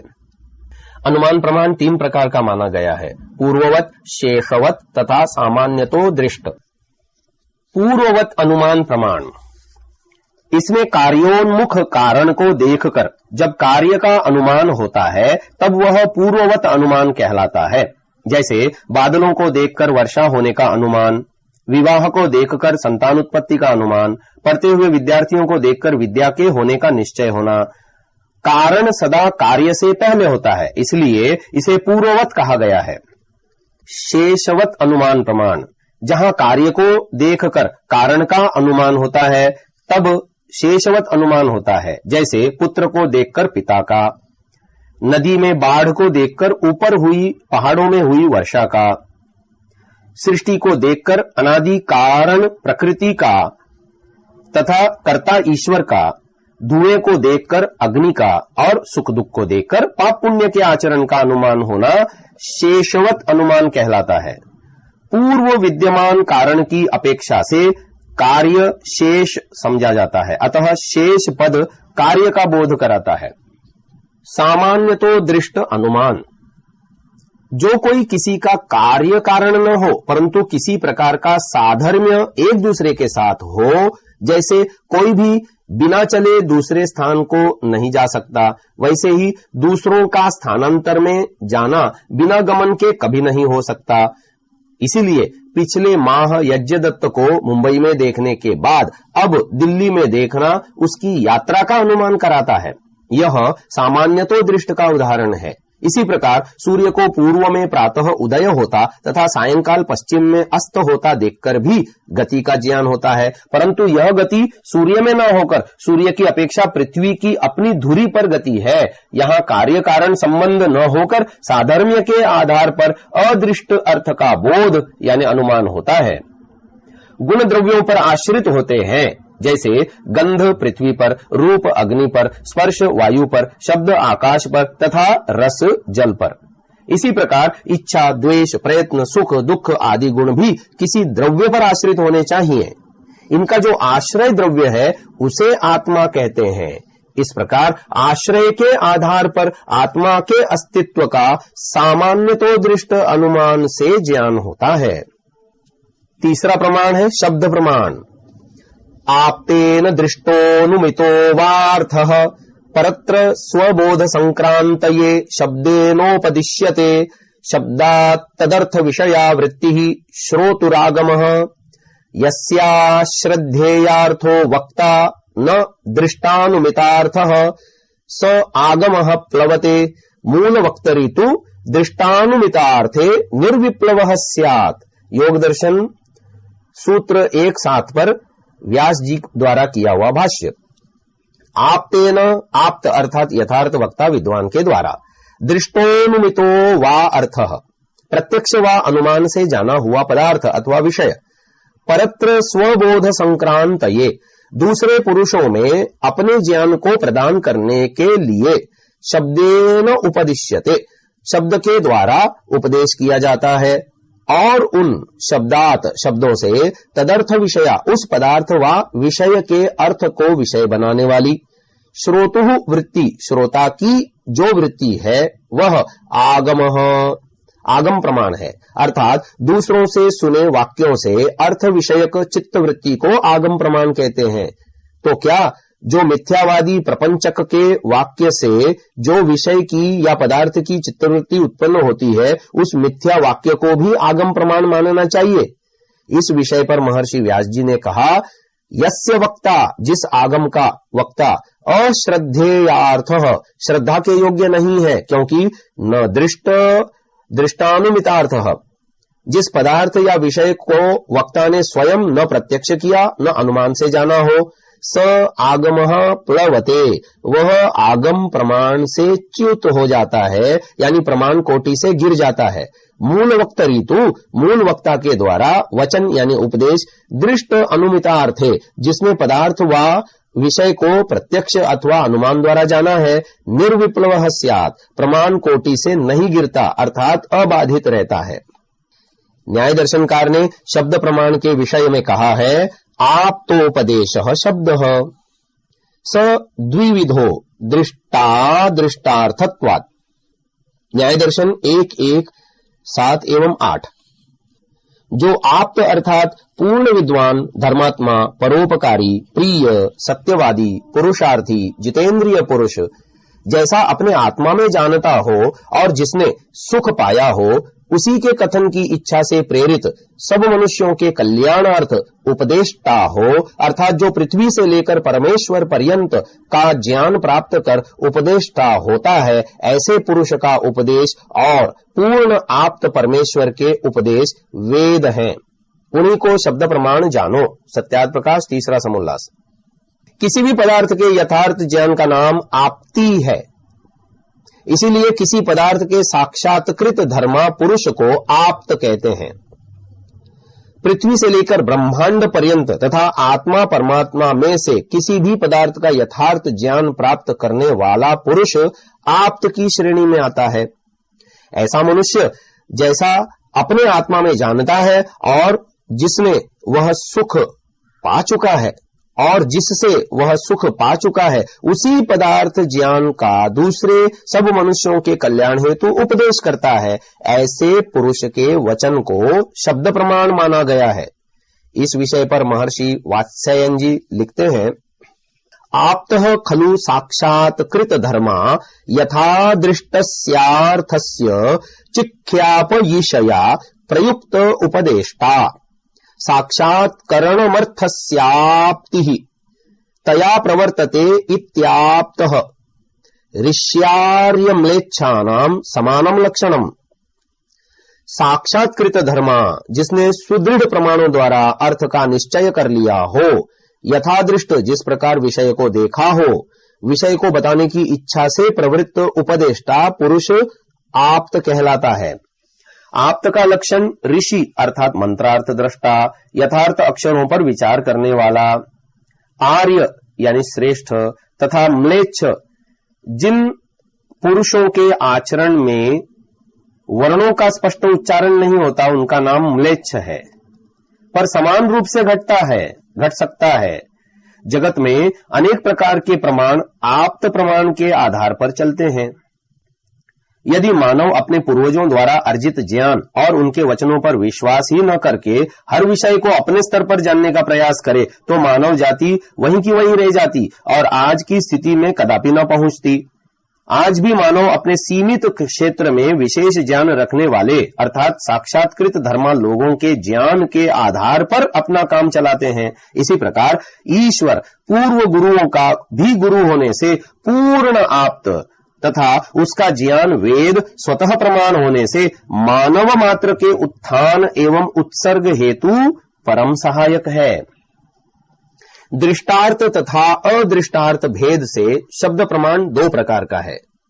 जिस विषय को लोक में इंद्रियों द्वारा प्रत्यक्ष किया जा सके वह दृष्टार्थ है, तथा जिस अर्थ की परलोक में प्रतीति हो वह अदृष्टार्थ कहलाता है। जैसे अग्निहोत्रम जुहुयात स्वर्ग कामः, अर्थात स्वर्ग प्राप्ति की इच्छा वाला यज्ञ करे। इस वाक्य के अर्थ को इंद्रियों द्वारा नहीं जाना जा सकता, क्योंकि स्वर्ग परलोक का विषय है, अतः अदृष्टार्थ है। लोक में इंद्रिय द्वारा जाने जा सकने वाले अर्थ को दृष्टार्थ माना गया है। विपर्यय, अगला प्रमाण है विपर्यय। विपर्ययो मिथ्या ज्ञानम अतद्रूप प्रतिष्ठम, योग दर्शन 1:8। अर्थ, जिससे मिथ्या ज्ञान हो अर्थात जैसे को तैसा न मानना अथवा अन्य में अन्य भावना कर लेना, इसको विपर्यय कहते हैं। ऋग्वेदादि भाष्य भूमिका उपासना विषय। व्यास भाष्य, स कस्मान न प्रमाणम यतः प्रमाणेन बाध्यते भूतार्थ विषयत्वात् प्रमाणस्य तत्र प्रमाणेन बाधनम प्रमाणस्य दृष्टम तद्यथा द्विचंद्रदर्शनम सद्विषयेणैकचंद्रदर्शनेन बाध्यत इति। सेयं पंचपर्वा भवत्यविद्या अविद्यास्मिता रागद्वेषाभिनिवेशाः क्लेशा इति। एत एव स्वसंज्ञाभिस्तमो मोहो महामोहस्तामिस्रोन्धतामिस्र इति। एते चित्तमल प्रसंगेनाभिधास्यन्ते। विपर्यय ज्ञान मिथ्या ज्ञान है। वह ज्ञान जो अतद्रूप प्रतिष्ठम, अपने रूप में प्रतिष्ठित नहीं है, अर्थात निज रूप में स्थित न रहने वाला ज्ञान विपर्यय कहलाता है। विषय के समान आकार से परिणत चित्तवृत्ति को प्रमाण तथा विषय के असमान यानी विलक्षण यानी अलग यानी विपरीत आकार से परिणत चित्तवृत्ति को विपर्यय समझना चाहिए। प्रश्न किया है कि वह विपर्यय वृत्ति कस्मात् क्यों प्रमाणम प्रमाण नहीं है। यतः इसलिए कि वह विपर्यय ज्ञान प्रमाणेन प्रमाण के द्वारा बाध्यते बाधित अर्थात निराकृत हो जाता है। क्यों? प्रमाणस्य प्रमाण का विषय भूतार्थ विषयत्वात् सत्तात्मक यानी यथार्थ पदार्थ होने से तत्र वहां प्रमाणेन प्रमाण के द्वारा अप्रमाणस्य अप्रमाण का यानी विपर्यय ज्ञान का बाधनम निराकरण हो जाना। दृष्टम देखा जाता है। तद यथा जैसा कि द्विचंद्र दर्शनम किसी दोष के कारण यानी नेत्र में दोष के कारण दो चंद्रों का दिखना मिथ्या रूप ज्ञान सद्विषयेण सत्तात्मक अर्थात यथार्थ विषयक एक चंद्र दर्शनेन एक चंद्र दर्शन रूप प्रत्यक्ष प्रमाण से बाध्यत इति निराकृत हो जाता है। एक व्यक्ति शाम के समय कहीं जा रहा था और उसे दूर सांप दिखाई देता है, परंतु नजदीक जाने पर रस्सी का प्रत्यक्ष ज्ञान होने से सर्प ज्ञान का निराकरण हो जाता है। सा इयम वह यह विपर्यय वृत्ति अविद्या कही जाती है। वह पंचपर्वा भवती 5 प्रकार की होती है, जिनको अविद्या अस्मिता राग द्वेषा अभिनिवेशा यानी अविद्या अस्मिता राग द्वेष और अभिनिवेश नामक क्लेशा इति क्लेश कहते हैं। एत एव ये 5 क्लेश स्व संज्ञाभिः अपने अनुरूप तमो मोहो महामोह तामिश्रो अंधतामिश्र इति अर्थात तम मोह महामोह तामिश्र और अंधतामिश्र नामों से भी कहे जाते हैं। अर्थात तम रूप अविद्या, मोह रूप अस्मिता, महामोह रूप राग, तामिश्र रूप द्वेष और अंधतामिश्र रूप अभिनिवेश है। संसार में मुख्यतः ज्ञान और विपरीत ज्ञान के द्वारा ही मानव मात्र की वृत्तियां संचालित होती हैं। ज्ञान अर्थात वस्तु का यथार्थ स्वरूप और वैसी ही चित्त की वृत्ति। जहां वस्तु अन्य हो और चित्तवृत्ति अन्य प्रकार की हो, वहां चित्त की वृत्ति उस वस्तु के यथार्थ रूप में प्रतिष्ठित नहीं होती। भाव यह है कि जिस प्रकार पिघली धातु किसी सांचे में ढाल देने से वैसे ही आकार वाली हो जाती है और वैसे ही आकार को धारण कर लेती है, उसी प्रकार से चित्त भी बाह्य वस्तु से संबद्ध हुआ संयुक्त वस्तु के समान आकार से परिणत हो तदाकार हो जाता है।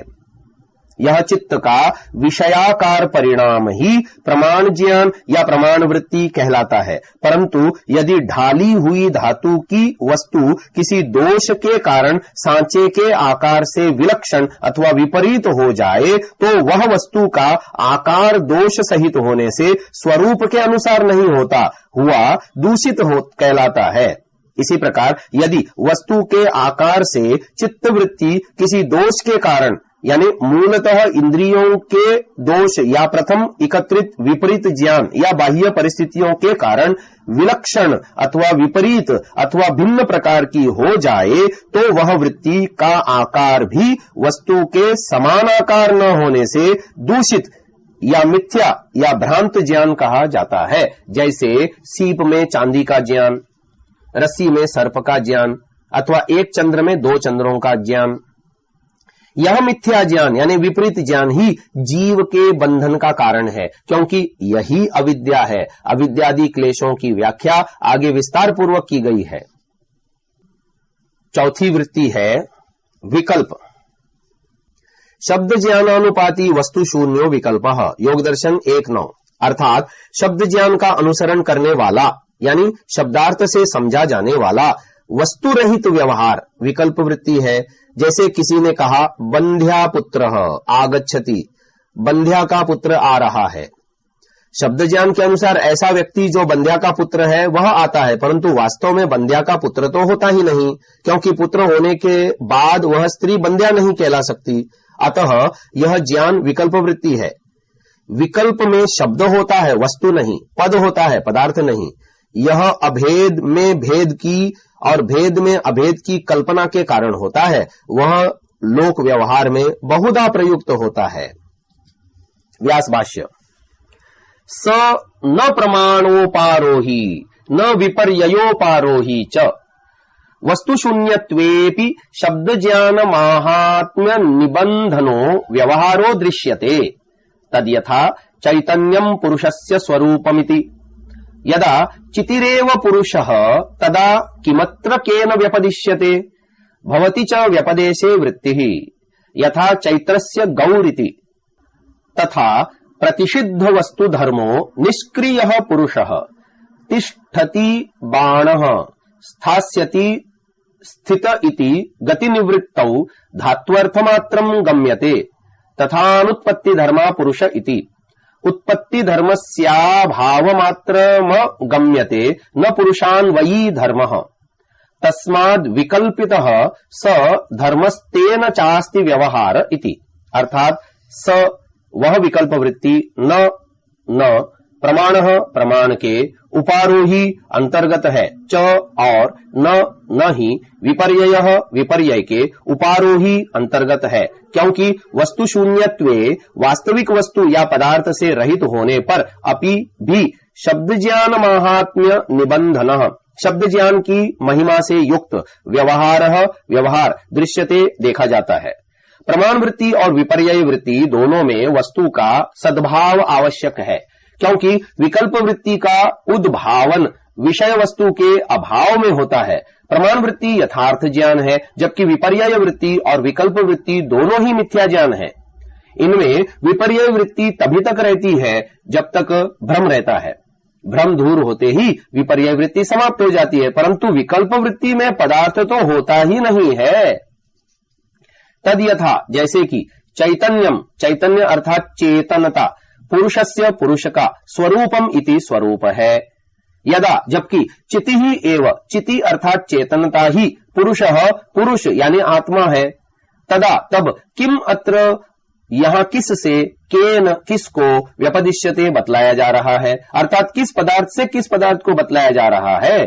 च और इस प्रकार व्यपदेशे बताने से चेतनता पुरुष का स्वरूप है, एक प्रकार की वृत्ति ही वृत्ति भवती उत्पन्न होती है। यथा जैसे कि चैत्र नामक पुरुष की गौहु इति गाय है कहने पर वृत्ति बनती है। यहाँ चैत्र पुरुष और गाय दोनों अलग अलग सत्ताएं हैं। का के की का प्रयोग दो अलग अलग वस्तुओं के संबंध को दर्शाने हेतु होता है। जहां केवल एक ही वस्तु हो वहां का के की का प्रयोग संभव नहीं है। अब ऊपर के उदाहरण में चैतन्यम पुरुषस्य स्वरूपम चैतनत्व पुरुष का स्वरूप है में पुरुष अर्थात चेतन आत्मा का चैतन्य स्वरूप बतलाया गया है, परंतु इसमें चेतन आत्मा से अलग चैतन्य रूप कोई अलग सत्ता नहीं है। वास्तव में चेतना ही पुरुष अर्थात आत्मा है, न तो पुरुष का नाम पदार्थ का चैतन्य नामक कोई गुण या रूपादि है और न दोनों किसी भी प्रकार से अंशी आदि हैं। इस प्रकार यह व्यवहार वस्तु शून्य होता हुआ भी शब्द ज्ञान शब्द अर्थ के द्वारा समझाया जाता है, अतः विकल्प वृत्ति या ज्ञान है। यह विकल्प वृत्ति या ज्ञान कहीं अभेद में भेद कर अर्थात एक पदार्थ को दो पदार्थों के रूप में तथा कहीं भेद में अभेद अर्थात दो अलग अलग पदार्थों को एक पदार्थ के रूप में का आरोप करके व्यवहार का हेतु यानी कारण होता है। अभेद में भेद का उदाहरण ऊपर दिया गया है। अब भेद में अभेद का उदाहरण, एक व्यक्ति लोहे के गर्म गोले को स्पर्श करने पर जल लाने पर कहता है कि लोहे का गोला जलता है। इससे ऐसा प्रतीत होता है कि लोहे के गोले में जलाने की शक्ति है, परंतु वास्तव में जलना अग्नि के कारण होता है, न कि लोहे के गोले के कारण। यहाँ लोहे का गोला और अग्नि दो अलग अलग पदार्थों को एकाकार रूप में कथन भेद में अभेद का उदाहरण है, अतः विकल्प वृत्ति है। विकल्प वृत्ति में ज्ञान का आरोपण होता है, अतः वह वास्तविक ज्ञान न होने से प्रमाण नहीं कहा जाता तथा इसका बाद में निराकरण न होने से यह विपर्यय के अंदर भी नहीं आता। विपर्यय ज्ञान सबको नहीं होता, किंतु जहां दोष हो वहां होता है, परंतु विकल्प ज्ञान सबको होता है। इसी प्रकार से अन्य उदाहरण भी दिया है। तथा और उसी प्रकार प्रतिषिद्ध वस्तु धर्मा प्रकृति और उसके विकारों यानी पदार्थों में रहने वाले धर्मों यथा रूप रस गंध स्पर्श शब्द आदि तथा सत्व रज और तम धर्मों से रहित और निष्क्रिय क्रिया रहित सब प्रकार के प्राकृतिक द्रव्यों में होने वाली क्रियाओं से रहित तथा परिणाम विकार निर्माण और क्षय आदि क्रियाओं से रहित पुरुष है। यहाँ का लक्षण कोई ऐसा नहीं किया गया जो कि उस वस्तु के अंदर वस्तु रूप में विद्यमान हो। यहाँ वस्तु धर्मों का तथा क्रिया के अभाव को पुरुष में आरोपित किया गया है, अतः यह प्रमाण न होकर विकल्प वृत्ति है, परंतु व्यवहार में इनका प्रयोग निर्बाध रूप से होता है। ऊपर शास्त्रीय उदाहरण देने के बाद अब लौकिक उदाहरण देते हैं। इसी प्रकार तिष्ठति बाण, बाण ठहरता है, स्थास्यति ठहरेगा, स्थित इति ठहर गया है। इस उदाहरण में भी गति निवृत्तौ धात्वर्थ मात्रम गम्यते, गति की निवृत्ति में स्था धातु का अर्थ मात्र ही प्रतीत होता है। तिष्ठति स्थास्यति और स्थितः ये तीनों पद स्था धातु के क्रमशः वर्तमान काल भविष्यत काल और भूतकाल के अर्थ यानी गति निवृत्ति अर्थ का ज्ञान कराते हैं, परंतु क्या वास्तव में बाण में कही गई गति निवृत्ति होती है? उत्तर स्पष्ट है कि नहीं होती। गति निवृत्ति का होना स्वयं एक प्रकार की क्रिया है जो बाण में नहीं हो रही, फिर भी होती हुई कही जा रही है। अतः बाण में गति निवृत्ति को संभावित करने के लिए उसमें भाव रूप की कल्पना करनी होती है, अर्थात बाण में गति की कल्पना करनी होगी चेतनवत। इसी प्रकार व्यवहार में लोहे की अलमारी, लकड़ी की मेज आदि उदाहरण है जो विकल्प वृत्ति है। वस्तुतः यहाँ अभेद में भेद की कल्पना की जा रही है। लोहा और अलमारी तथा लकड़ी और मेज कोई दो अलग अलग सत्ताएं नहीं है जिनका संबंध दिखाया जा रहा है। यदि अलमारी में से सारा लोहा एवं मेज में से सारी लकड़ी निकाली जाए तो अलमारी या मेज का अस्तित्व ही नहीं रहता। वास्तव में यह एक ही पदार्थ का रूप परिवर्तन मात्र है, अतः यहां संबंध दिखाना भी विकल्प वृत्ति है। अब फिर एक शास्त्रीय उदाहरण देते हैं कि तथा वैसे ही अनुत्पत्ति धर्म, उत्पत्ति धर्म के अभाव वाला पुरुष इति पुरुष है।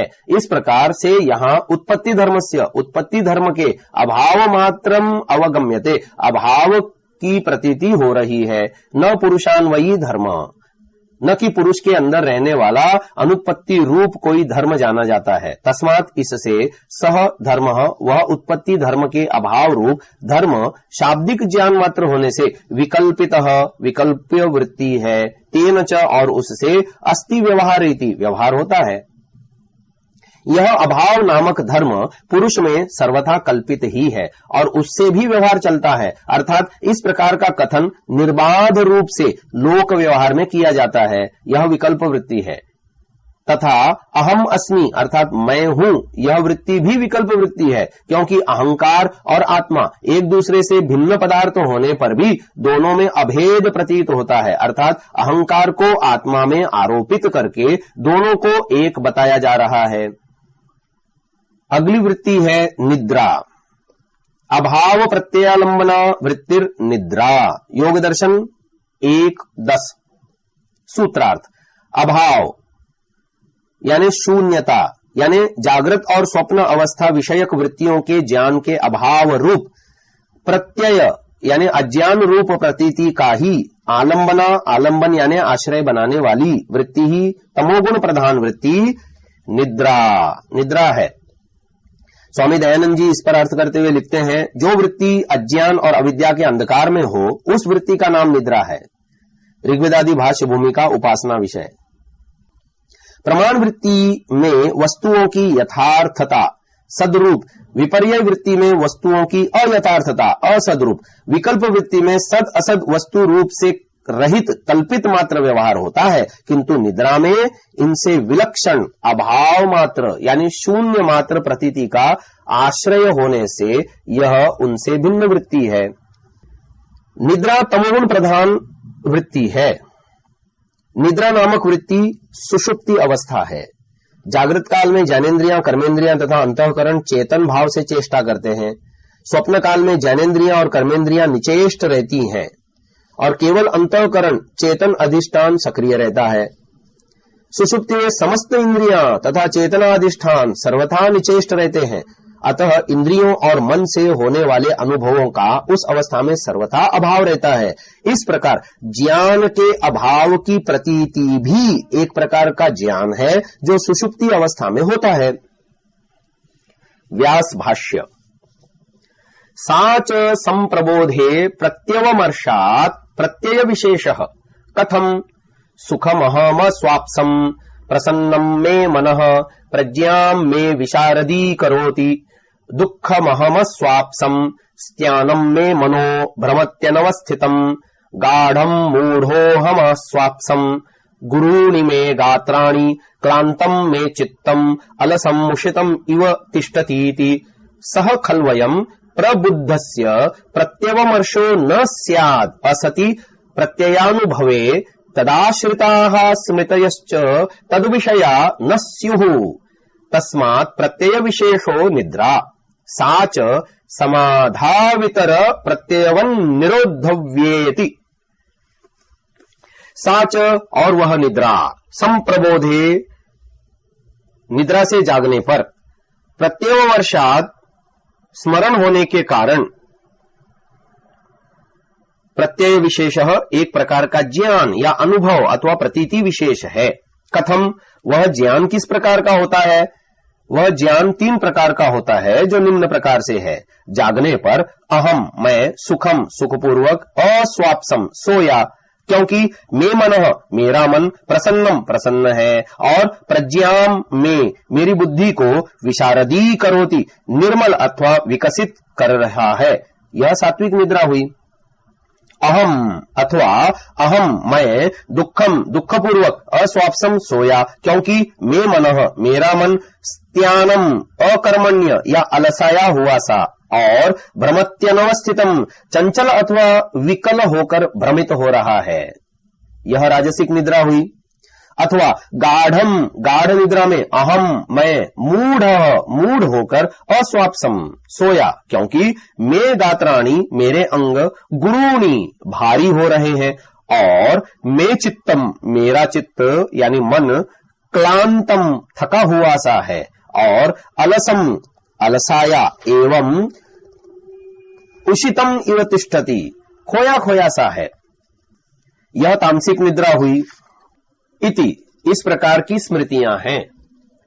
असति प्रत्ययानुभवे यदि निद्रावस्था यानी सुषुप्ति अवस्था में उपरोक्त प्रकार की प्रतीति यानी अनुभव यानी ज्ञान को वृत्ति न माना जाए तो स खलु अयम प्रबुद्धस्य उस आगे जागे हुए मनुष्य को प्रत्यववर्षो इस प्रकार का स्मरण न स्यात् नहीं होना चाहिए। च और तदाश्रिताः निद्रा अर्थात सुषुप्ति के अनुभवजन्य ज्ञान के आश्रित रहने वाली स्मृतयः स्मृतियां भी तद्विषया अनुभवात्मक ज्ञान के विषय में न स्युः नहीं होनी चाहिए। तस्मात् इस कारण से निद्रावृत्ति प्रत्यय विशेषो एक विशेष प्रकार का ज्ञान यानी वृत्ति है। साच और वह निद्रावृत्ति भी समाधौ समाधि में इतर प्रत्ययवत अन्य प्रमाण आदि वृत्तियों के समान निरोधव्या इति निरोध करने योग्य है, रोकने योग्य है। अर्थात निद्रा को भी समाधि की विरोधी ही मानना चाहिए। इसका भी निरोध उतनी ही तत्परता से करना चाहिए जितनी की अन्य वृत्तियों का। सुषुप्ति की तुलना समाधि से की जाती है। निद्रा में क्रियाशीलता अवरुद्ध हो जाती है, अतः उस अवस्था में एक प्रकार की स्थिरता आ जाती है, परंतु यह समाधि काल की स्थिरता से सर्वथा भिन्न होती है।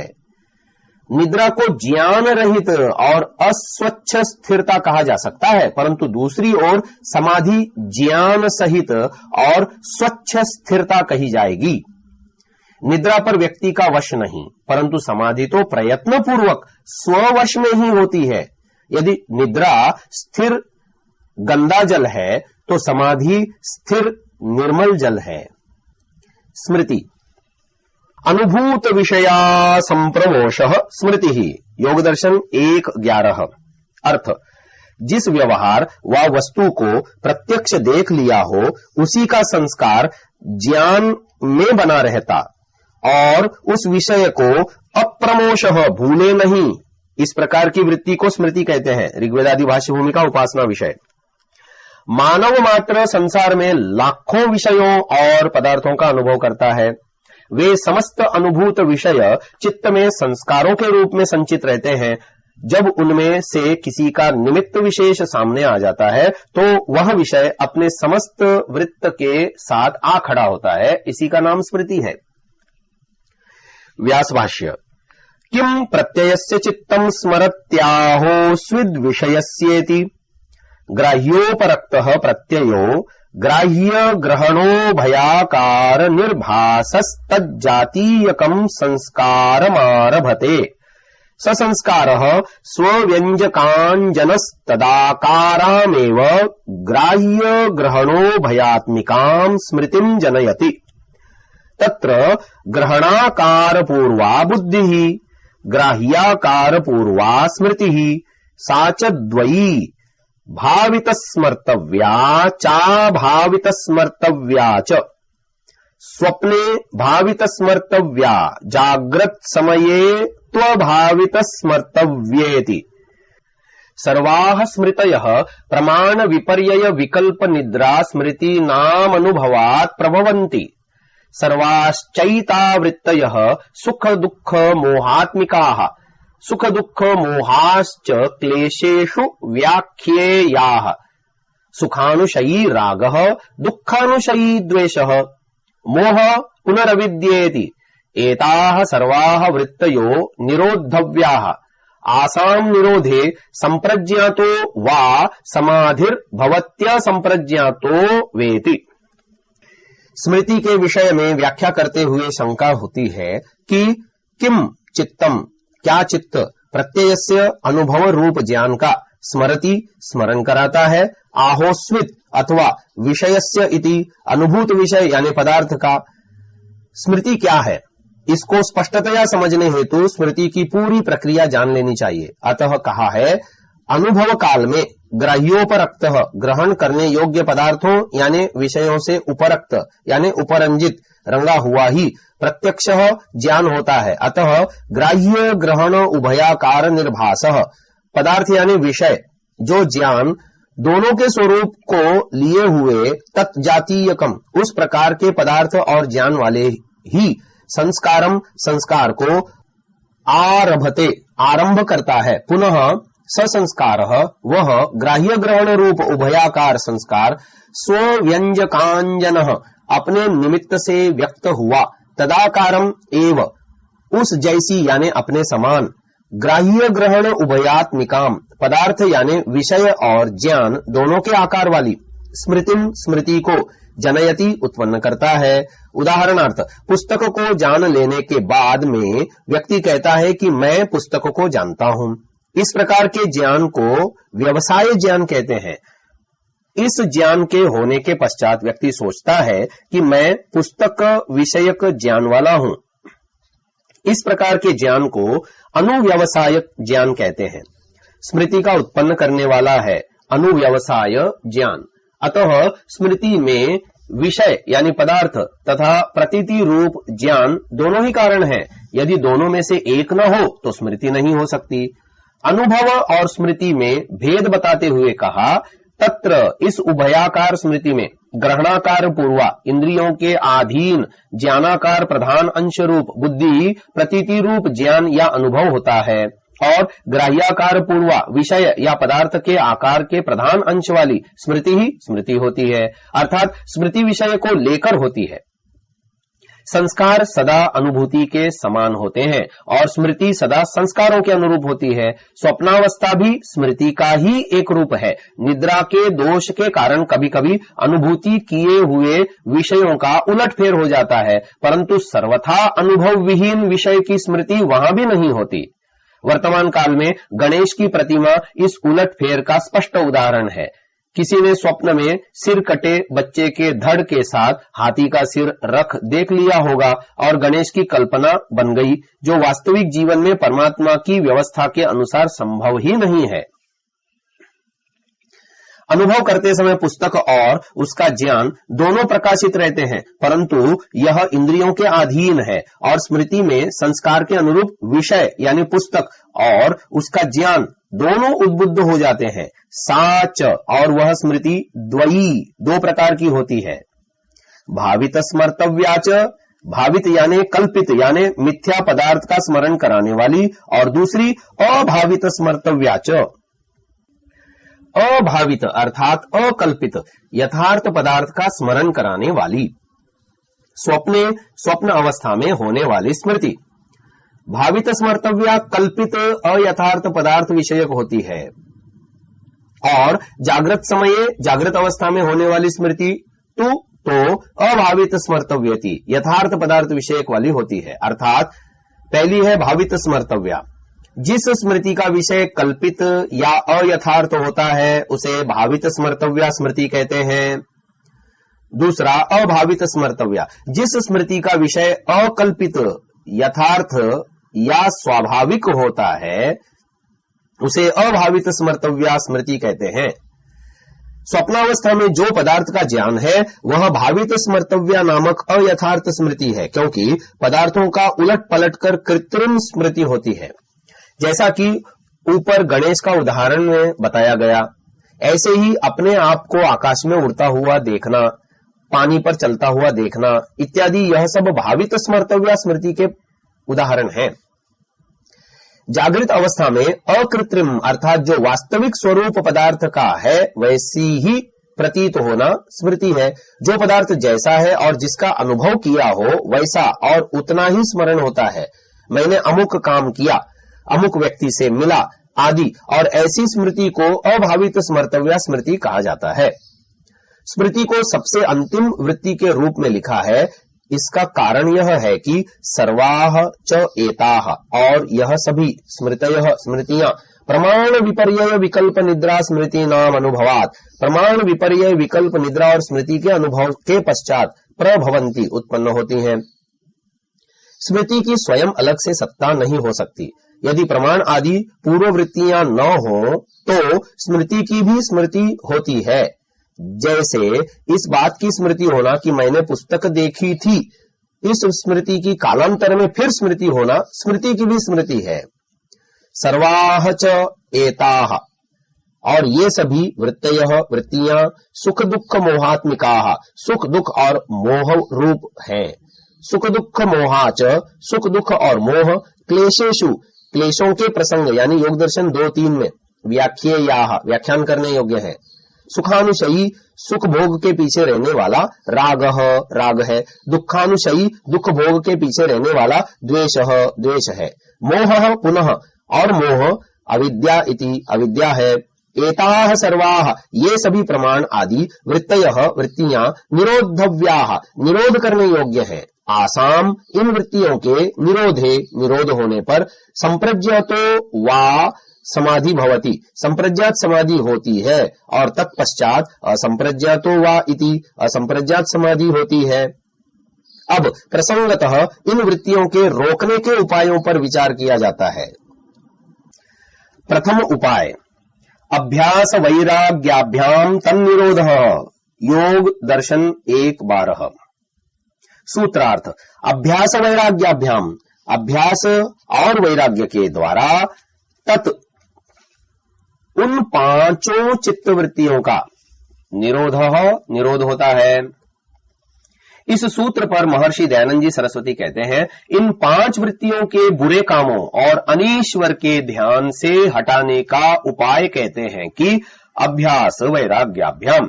जैसा अभ्यास उपासना प्रकरण में आगे लिखेंगे वैसा करें, और वैराग्य अर्थात सब बुरे कामों और दोषों से अलग रहें। इन दोनों उपायों से तत्निरोध, पूर्वोक्त 5 वृत्तियों को रोक के उनका उपासना योग में प्रवृत्त रखना होता है। ऋग्वेदादि भाष्य भूमि का उपासना विषय। चित्त की वृत्तियों का निरोध करने में अभ्यास और वैराग्य दोनों का प्रयोग तथा सहयोग आवश्यक है। किसी एक के द्वारा निरोध संभव नहीं है, दोनों एक दूसरे के पूरक हैं।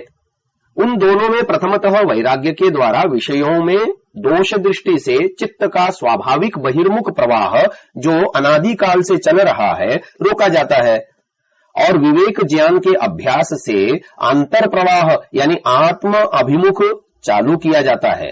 यह चित्त वृत्तियों के निरोध का क्रम है। व्यास भाष्य। चित्त नदी नामो भयतो वाहिनी वहति कल्याणाय वहति पापाय च या तो कैवल्य प्राग्भारा विवेक विषय निम्ना सा कल्याणवः संसार प्राग्भारा विवेक विषय निम्ना पापवः तत्र वैराग्येण विषय स्रोतः खिलीक्रियते विवेक दर्शनाभ्यासेन विवेक स्रोत उद्घाट्यत इत्युभयाधीनः चित्तवृत्ति निरोधः। चित्त नदी नाम चित्त रूप नदी उभयतो वाहिनी दो दिशाओं में बहने वाली है। वहति कल्याणाय वह कल्याण के लिए बहती है, च और वहति पापाय पाप के लिए बहती है।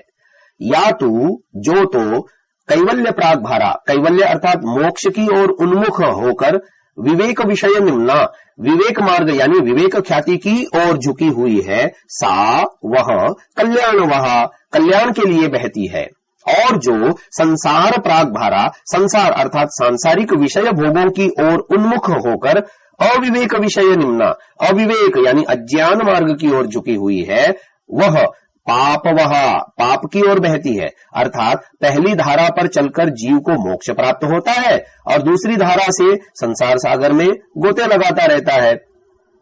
सामान्य मनुष्य के लिए चित्त की दोनों प्रकार की धाराएं होती हैं, किंतु कल्याण पथ वाली धारा बड़ी हल्की तथा कटी फटी सी होती है, जिस पर जैसे जन्म जन्मांतरों से रुख ही न हुआ हो, तथा दूसरी धारा जो संसार सागर की ओर बहती है वह पापवाहिनी धारा सुदृढ़ और ठीक प्रकार से बहती है। इसलिए योग मार्ग के पथिक को चाहिए कि वह पापवाहिनी धारा को क्षीण करे और कल्याण वाहिनी धारा को ठीक प्रकार से प्रवाहित कर मोक्ष मार्ग की तरफ अग्रसर हो। उनमें से पापवाहिनी धारा को सुखाकर मोक्ष पथगामिनी धारा को चालू करने का उपाय बताते हुए कहते हैं, तत्र उन दोनों में से जो पाप की ओर बहने वाली वृत्ति है उसका वैराग्य के द्वारा विषय स्रोत सांसारिक विषयों की ओर जाने वाला प्रवाह खिलीक्रियते बंद किया जाता है और विवेक दर्शन अभ्यासेन विवेक ज्ञान यानी सत्व पुरुष अन्यता ख्याति रूप विवेक ज्ञान के अभ्यास द्वारा विवेक स्रोत मोक्ष अर्थात कैवल्य की ओर जाने वाला प्रवाह उद्घाट्यते खोला जाता है। इति इस प्रकार उभयाधीन अभ्यास और वैराग्य के अधीन चित्तवृत्ति निरोध चित्तवृत्ति का निरोध है। संसार की तरफ बहने वाली धारा पर प्रवाहित होने के लिए राग द्वेष काम क्रोध मोह लोभ अहंकार अविद्या रूपी द्वार हैं। इन्हीं द्वारों के माध्यम से व्यक्ति की वृत्तियां संसार पथ पर अग्रसर रहती हैं। इसी कारण ही संसार की तरफ बहने वाली धारा पापवाहिनी कही गई है। इस धारा को तोड़ने अर्थात सुखाने हेतु उपरोक्त सभी द्वारों को धीरे धीरे बंद करना होगा। इसके लिए तप स्वाध्याय सत्य आदि 5 यम सहायक सिद्ध होते हैं। इन्हीं के द्वारा ही व्यक्ति को मोक्ष मार्ग पर चलने की प्रेरणा प्राप्त होती है तथा यह पथ दृढ़ होता चला जाता है। मोक्ष मार्ग के पथिक को संसार के विषयों से संबंध को तोड़ना ही पड़ता है, क्योंकि जब तक सांसारिक विषयों की तरफ प्रीति रहेगी तब तक विद्या और ज्ञान का मार्ग निष्कंटक नहीं हो सकता। सांसारिक वृत्तियों को रोककर तत्व ज्ञान के लगातार अभ्यास से ही चित्त वृत्तियों को प्रथम एकाग्र किया जाता है, फिर उनका निरोध किया जा सकता है। वैराग्य क्या है और कैसे प्राप्त हो, यह वैराग्य के अध्याय में विस्तार पूर्वक बताया गया है। गीता में श्री कृष्ण से अर्जुन कहते हैं, चंचलम ही मनः कृष्ण प्रमाथि बलवद दृढ़म तस्याहम निग्रहम मन्ये वायोरिव सुदुष्करम। गीता 6:34। हे कृष्ण, यह मन अत्यंत चंचल हठीला बलवान और दृढ़ है, वायु के समान इसे वश में करना अत्यंत दुष्कर है। इस पर श्री कृष्ण जी कहते हैं, असंशयम महाबाहो मनो दुर्निग्रहम चलम अभ्यासेन तु कौन्तेय वैराग्येण च गृह्यते। गीता 6:35। हे अर्जुन, इसमें संदेह नहीं कि मन अत्यंत चंचल है, बड़ी कठिनता से वश में आता है, किंतु निरंतर अभ्यास और बुराई के प्रति वैराग्य से उसे अवश्य वश में किया जा सकता है। अभ्यास क्या है? तत्र स्थितौ यत्नोऽभ्यासः, योग दर्शन 1:13। सूत्रार्थ, तत्र अभ्यास और वैराग्य में, स्थितौ चित्त की स्थिरता के लिए, यत्न जो यत्न यानी उपाय यानी आचरणीय कर्म किया जाता है वह अभ्यास है। अतः ऐसा कर्म जो चित्त की स्थिरता यानी निज रूपता प्राप्ति हेतु किया जाए वह अभ्यास कहलाता है। व्यास भाष्य। चित्तस्यावृत्तिकस्य प्रशांतवाहिता स्थितिः तदर्थः प्रयत्नो वीर्यमुत्साहः तत्संपिपादयिषया तत्साधनानुष्ठानम अभ्यासः। अवृत्तिकस्य वृत्तियों से रहित, चित्तस्य चित्त का, प्रशांतवाहिता अविकल यानी निस्तरंग हो, प्रशांत रूप से रहना, स्थिति ही स्थिति है। तदर्थः उस स्थिति संपादन के लिए वीर्यम पराक्रम यानी बल लगाना, उत्साह मानसिक उत्साह और प्रयत्न करना चाहिए। तत्संपिपादयिषया उस प्रयत्न की संपादन की इच्छा से, तत्साधनानुष्ठानम उसके साधनों का अनुष्ठान, अभ्यास कहलाता है। कुछ भाष्यकार यहाँ केवल राजस और तामस वृत्तियों से रहित स्थिति को लेते हैं और सात्विक वृत्तियों को उपस्थित मानते हैं। संप्रज्ञात समाधि हेतु तो केवल राजस और तामस वृत्तियों का निरोध आवश्यक है, परंतु असंप्रज्ञात समाधि हेतु सभी वृत्तियों का निरोध आवश्यक है। उस स्थिति को संपादन करने हेतु मानसिक उत्साह और दृढ़ता पूर्वक प्रयत्न करना चाहिए। उस प्रयत्न करने की इच्छा से जो उसके साधनों अर्थात यम नियम आदि अष्टांग योग के साधनों का अनुष्ठान या आचरण करना है उसे अभ्यास कहते हैं। अर्थात स्थिति के साधनों का अनुष्ठान करना ही अभ्यास कहलाता है। और वह सतु दीर्घकाल नैरंतर्य सत्कारा सेवितो दृढ़ भूमि, योग दर्शन 1:14। सूत्रार्थ, सतु वह अभ्यास तो, दीर्घकाल पर्यंत, नैरंतर्य निरंतर लगातार, सत्कारा सेवित सत्कार यानी तप, ब्रह्मचर्य, विद्या और श्रद्धा पूर्वक सेवन किया गया, दृढ़ भूमि ही दृढ़ अवस्था वाला होता है। व्यास भाष्य। दीर्घकाला सेवितो निरंतरा सेवितः सत्कारा सेवितः तपसा ब्रह्मचर्येण विद्यया श्रद्धया च संपादितः सत्कारवान् दृढ़ भूमिर्भवति। व्युत्थान संस्कारेण द्रागित्येवानभिभूत विषय इत्यर्थः। दीर्घकाल आसेवितः, दीर्घकाल यानी लंबे काल तक अनुष्ठान किया हुआ। निरंतर आसेवितः, निरंतर यानी लगातार नियम पूर्वक अनुष्ठान किया हुआ। सत्कार आसेवितः, सत्कार पूर्वक अनुष्ठान किया हुआ अर्थात तपसा, तप यानी सुख दुखादि द्वंद्वों को सहन करते हुए। ब्रह्मचर्येण, ब्रह्मचर्य यानी इंद्रिय निग्रह यानी वीर्य रक्षा करते हुए। विद्या, विद्या यानी वेदादि सत्य शास्त्रों का स्वाध्याय करते हुए। श्रद्धेयाच, और श्रद्धा यानी सत्य को धारण करते हुए।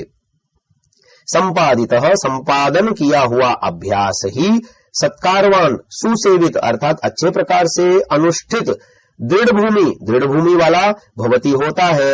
और वह अभ्यास व्युत्थान संस्कारेण, व्युत्थान संस्कारों के द्वारा, द्रागित्येव शीघ्रता से, अनभिभूत विषय, अभिभूत यानी दबने वाला नहीं होता, इति अर्थः, यह तात्पर्य है।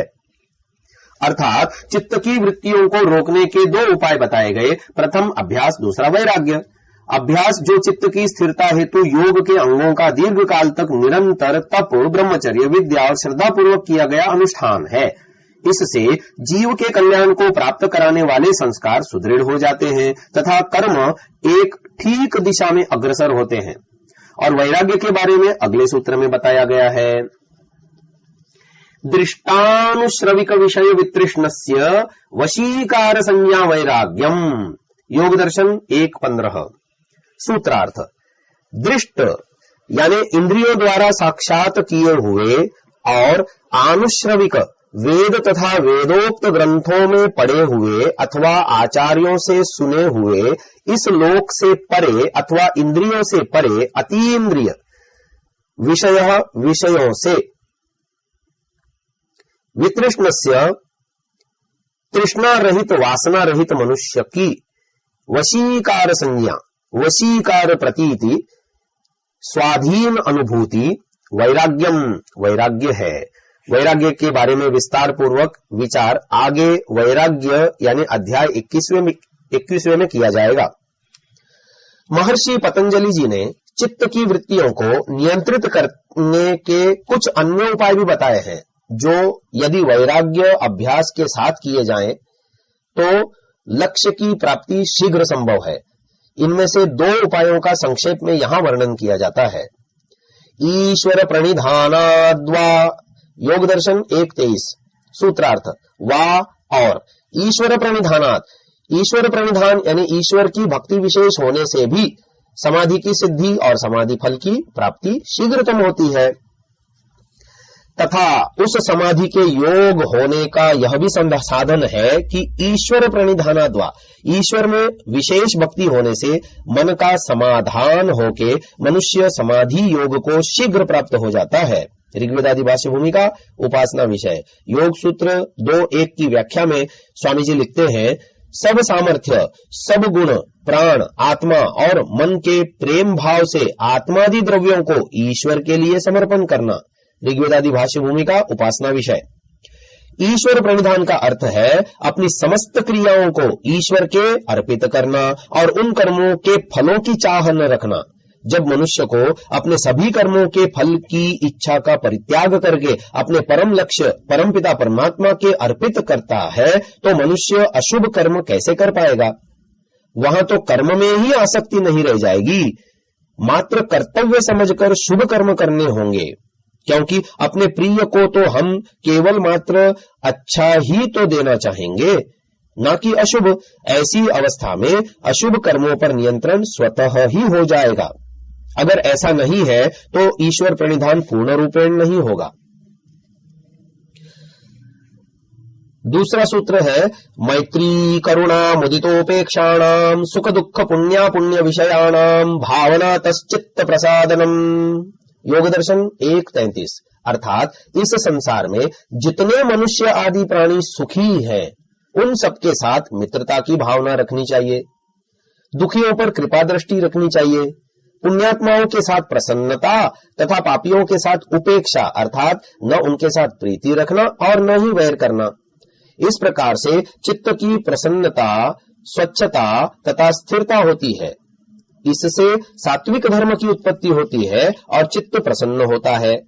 यदि मानव को अपने कर्म सुधारने हैं तथा राग, द्वेष, ईर्ष्या, क्रोध, मोह आदि से पृथक रहना है तो इस सूत्र को अपना ले। सुखयुक्त ऐश्वर्यशाली जनों से प्रीति करना, किंतु ईर्ष्या न करना, क्योंकि जो सुखी है उसी को देख ईर्ष्या होती है।